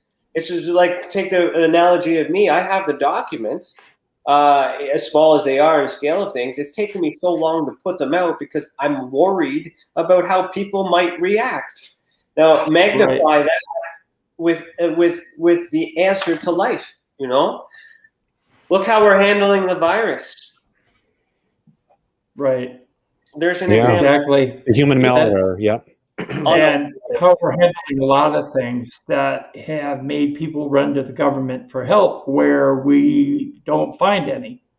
Mm-hmm. Okay.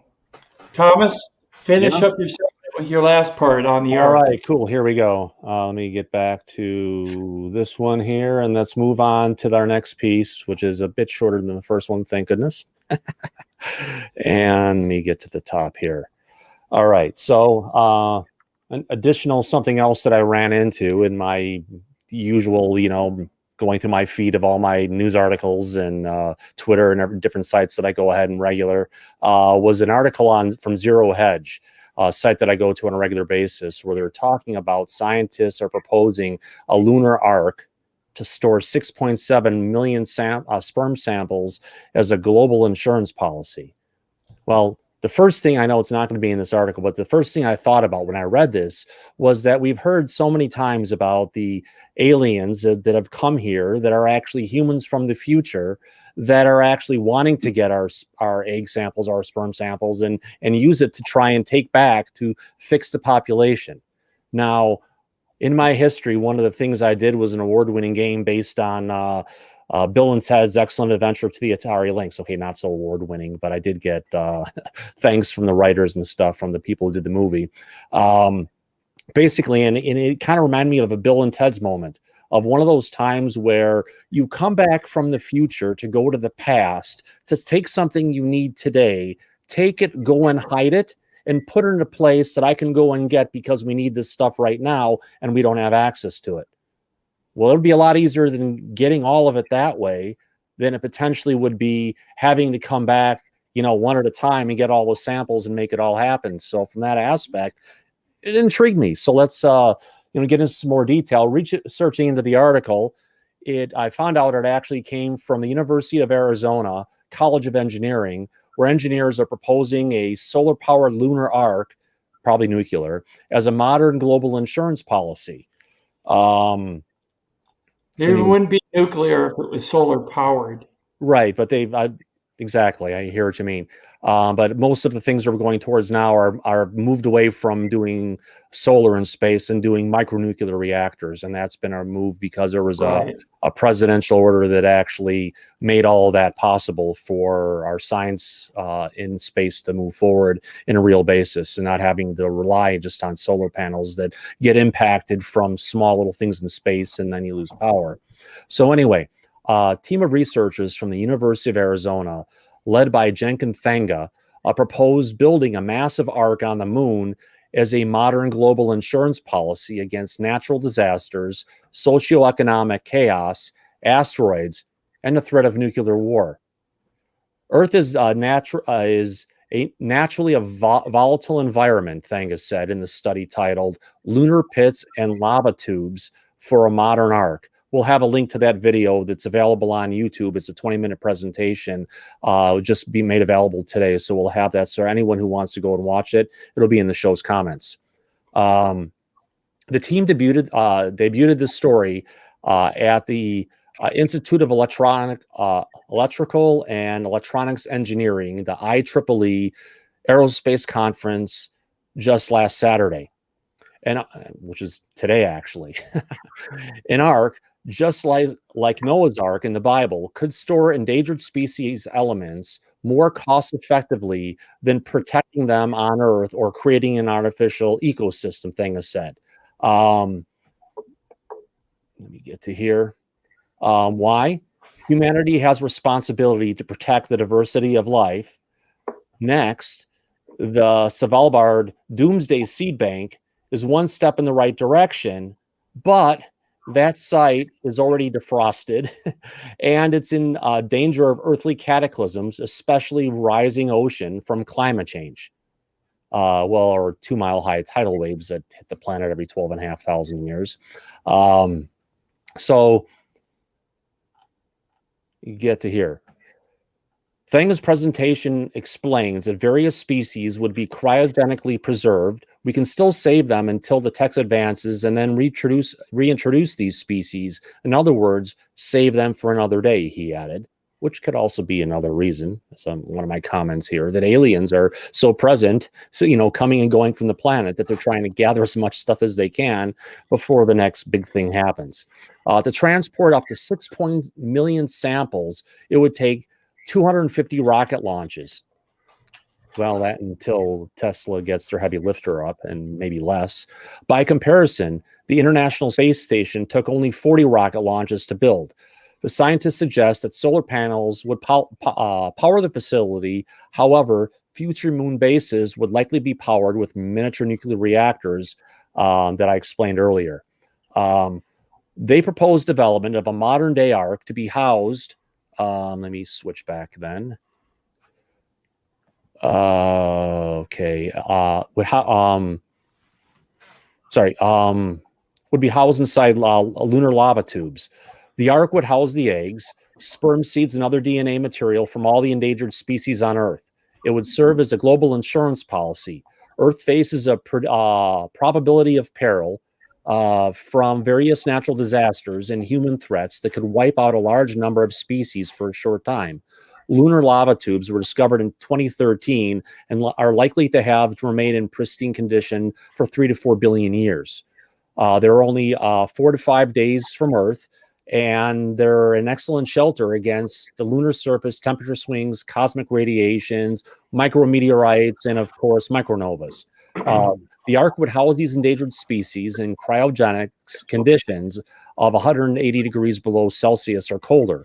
Our research shows that new technologies are needed to make this initiative possible. It would require substantial investment and advances in robotics to operate under cryo conditions. So here we've got something that they're actually coming, looking to go ahead and say, okay, our planet may not be the most stable thing. There could be things that are coming in the future that are going to hit us. And one particular thing that I've got up behind me is a book called The Adam and Eve Story that was actually classified and taken off the shelves everywhere by the CIA back in the late 40s or early 50s.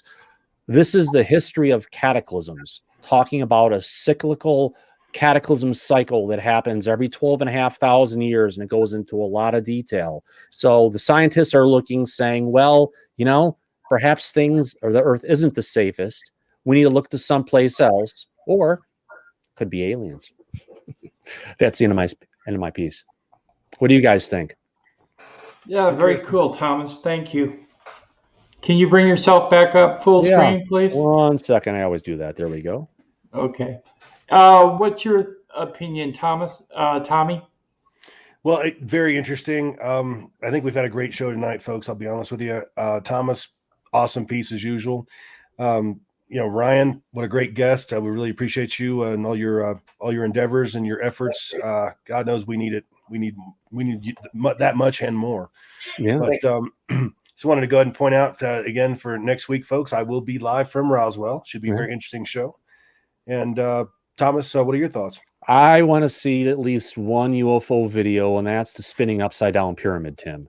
That would be my only request. Can you show that one? Okay, let me see if I can find it. Yeah, I know we're trying to close out the show here and everything, but there was a video that came out earlier this week, Ryan, and Tim had put together a video on it, and it looks like something that's a giant gold-colored pyramid. Yeah, I got it. That so, I'll show that one. Yeah. Okay. To touch on your presentation there too, again, I always tie back to Sumerian. That's kind of what got me into it. The interesting thing is you're talking about technology in the present, but to me, it's not familiar. Like it is familiar. I feel like it's been done before because the ancient Sumerian civilization was advanced. Something happened, and then we're now catching up. So the explanation of this Lunar Ark thing seems taboo, but my belief, based on my understanding of the Ark story in the Sumerian times, is that's how it was done in the first place. It wasn't actually an Ark; it was a rocket ship, because it would make sense on how you can house our DNA on a rocket ship and send it out to space, according to Sumerian myth, versus and we wouldn't have to worry about the vegetation, the climate change, and all that other stuff for the species because it's DNA. So this sounds like new technology for people getting into it, but it's old news if you look into Sumerians because they did that. Right. So because we always wondered where half the population disappeared to. Yeah. And as soon as we retrace our steps, like I said, with me going back with the Canadian ufology stuff, the reason why I'm going back is A, to educate myself, but B, to look at it as a fresh set of eyes because I'm younger. I'm young, but I'm advanced in the evolution process, and I have skills that didn't exist in that day. So I'm looking for new evidence, and so as soon as I get caught up, then it would make sense to what we're having now, because what we were having now, we were having then. We just didn't understand it. Exactly. So with that, or that's what I'm trying to speak to, is that article that you just talked to. It makes sense now. And then the further we get, the past will make more sense to us. Yep. And then when we're going to have that boom disclosure moment, because it's already happened. The answers are already in front of us. We're just comprehending it on a whole. Optimistically, 10 to 20 years. I got time. Oh, yeah. Yeah, bye, Brandy. Thanks for coming. Thank you. Okay, here is that video that Thomas wanted me to play. I don't know if I have sound. Usually I don't play sound. Buffering. It's my data connection. Here, let me stop it and see if it'll start again. There it comes in. There it is. I don't see it. Oh, I thought I saw the bar on the bottom. I don't know what's going on. Hold on a second here. I'm going to go out of that one. For some reason, I'm not having it. There it comes. All right.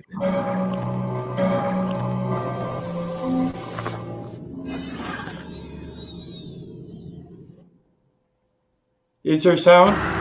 Yeah. Okay. Look at this thing, the shape of it. I mean, it's... The original video's on the left, and the zoomed in's on the right.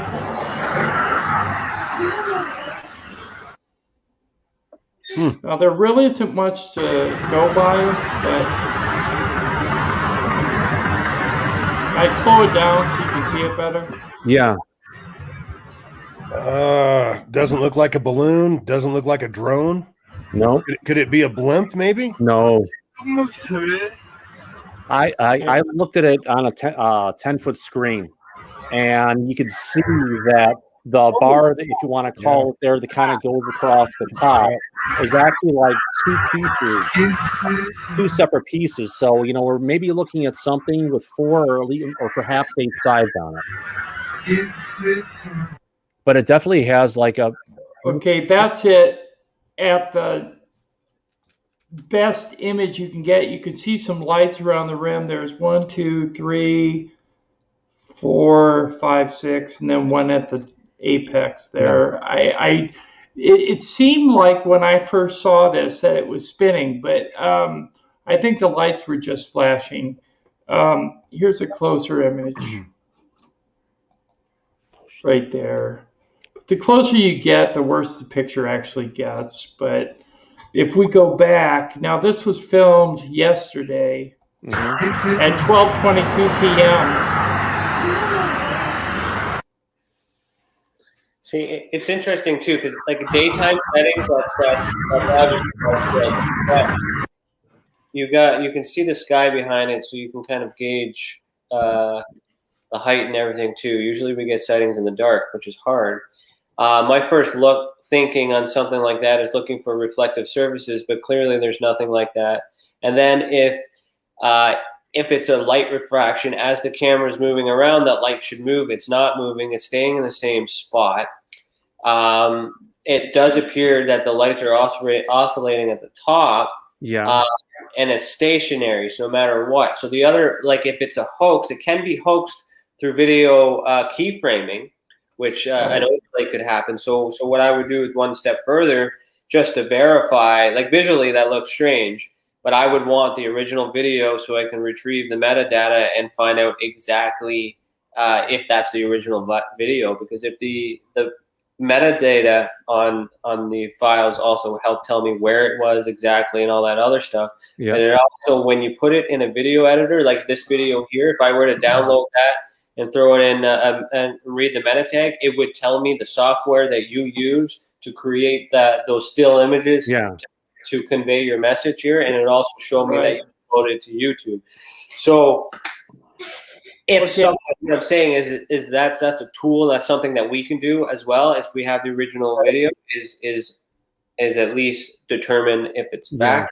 But assuming that's legit, visually, I do not see anything that could explain that. And Tommy, it doesn't look like a plane. It doesn't look like a drone. It doesn't a blimp, maybe. But it's not moving. The camera's moving. But go ahead. So the only thing that puzzles me too is like, why did he stop recording? We never see these things disappear. People record and they're like, okay, I got enough. That's cool. I got to go on with my day. But why not like record until you? It makes it seem like either they're faking it or number two, they're just not interested. But I have found that sometimes in some cases, people have their batteries drained on their cameras. And they just don't have time, or they're filming it from traffic. So they're moving.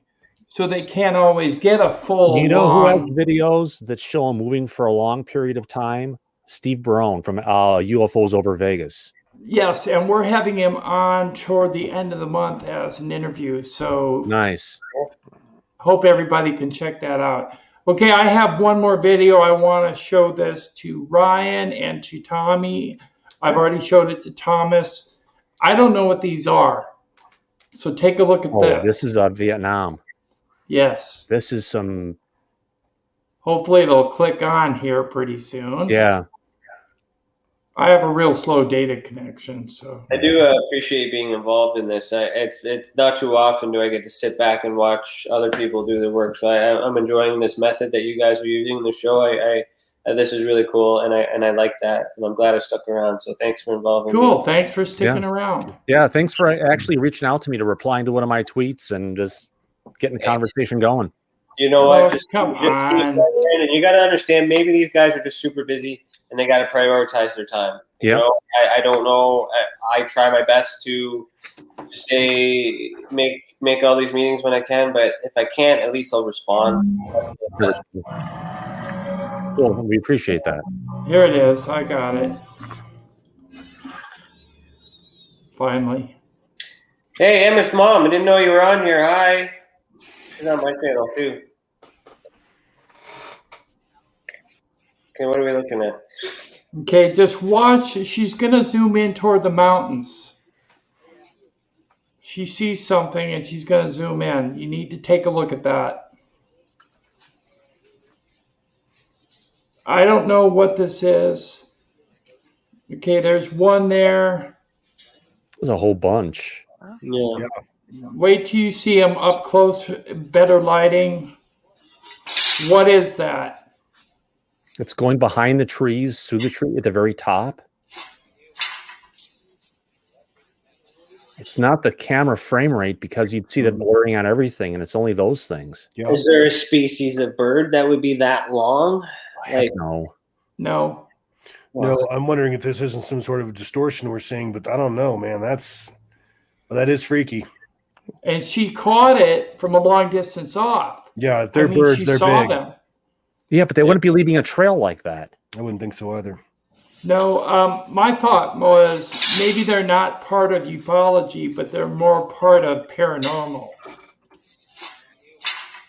Well, everything's paranormal. Well, I mean like ghosts, specters. Well, then you're capturing it. I don't know. Then you're capturing it on video During Yeah. daylight. Distance, in daylight. in daylight. But the thing is, So I have no idea. there's evidence that's not available to us. We're missing information. We don't have a statement from the woman that took the video. We don't have statements, testimonial statement. That's why, like that's the other thing I'm trying to emphasize too. Yeah. With our levels and our classification system, which we didn't actually talk about. It almost looks like it's like leaping or jumping, and it's leaving a trail behind it because they're not going just straight across. It's almost like a hop, hop, hop kind of a thing. And they are going behind the poles. There. Yeah. So And behind the trees in some instances. Yeah. The other thing I take into consideration is, so this is in Vietnam, so then we're also trying to make sense of what happens in our area. We got to look at the geographics. That might be something normal there. Swamp gas? No. Swamp gas off a goose's backside. Yeah, there you go.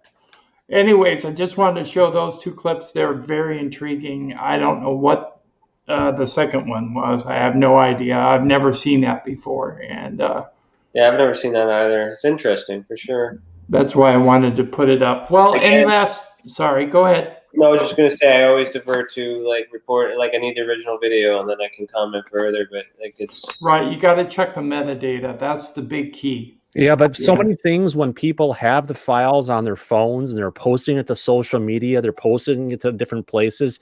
There is no original metadata because it's just. But if it's available, that's the thing. I always like to use the best evidence available.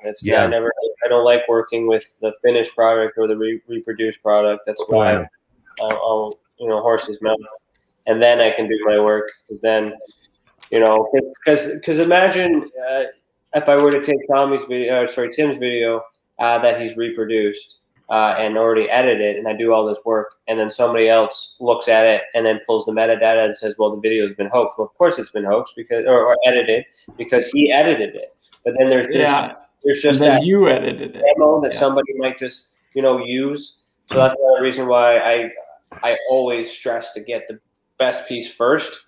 So that way, get the original source data. Yep, the raw footage. But if it's not available, then there's alternative ways, right? Like draw something too. What did you see with your eyes? Maybe that woman saw something different than what we're seeing in the video. Maybe there's details that we can put the picture with the video, and they're like, right? Right. So the videos and pictures are good, but there's always more. You need more. Thanks for sharing that, Tim. That was definitely a video that was worth sharing. I have one last one. I have to show it. I can't get by without showing it. I'm sorry about that. So it's your passion. Here we go. This is the last one here. So here we go. It's short. Take a look at this. This is over Tijuana, Mexico. Once it starts playing, I don't know what's up with my data connection tonight, Thomas. Well, you need a hard line. Going through the topology at your place where it's just hard to go ahead and get a good connection. Yeah, I'm on Wi-Fi, so here it is. Yeah. Check this out, Ryan. Okay. I'm shocked that your connection works as well as it does, to be honest. Yeah, Oh yeah. it's dropping stuff.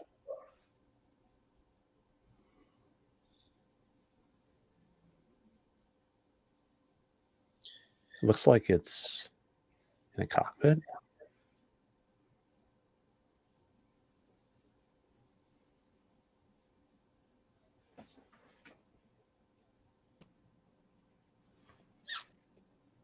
See, yeah, like now they've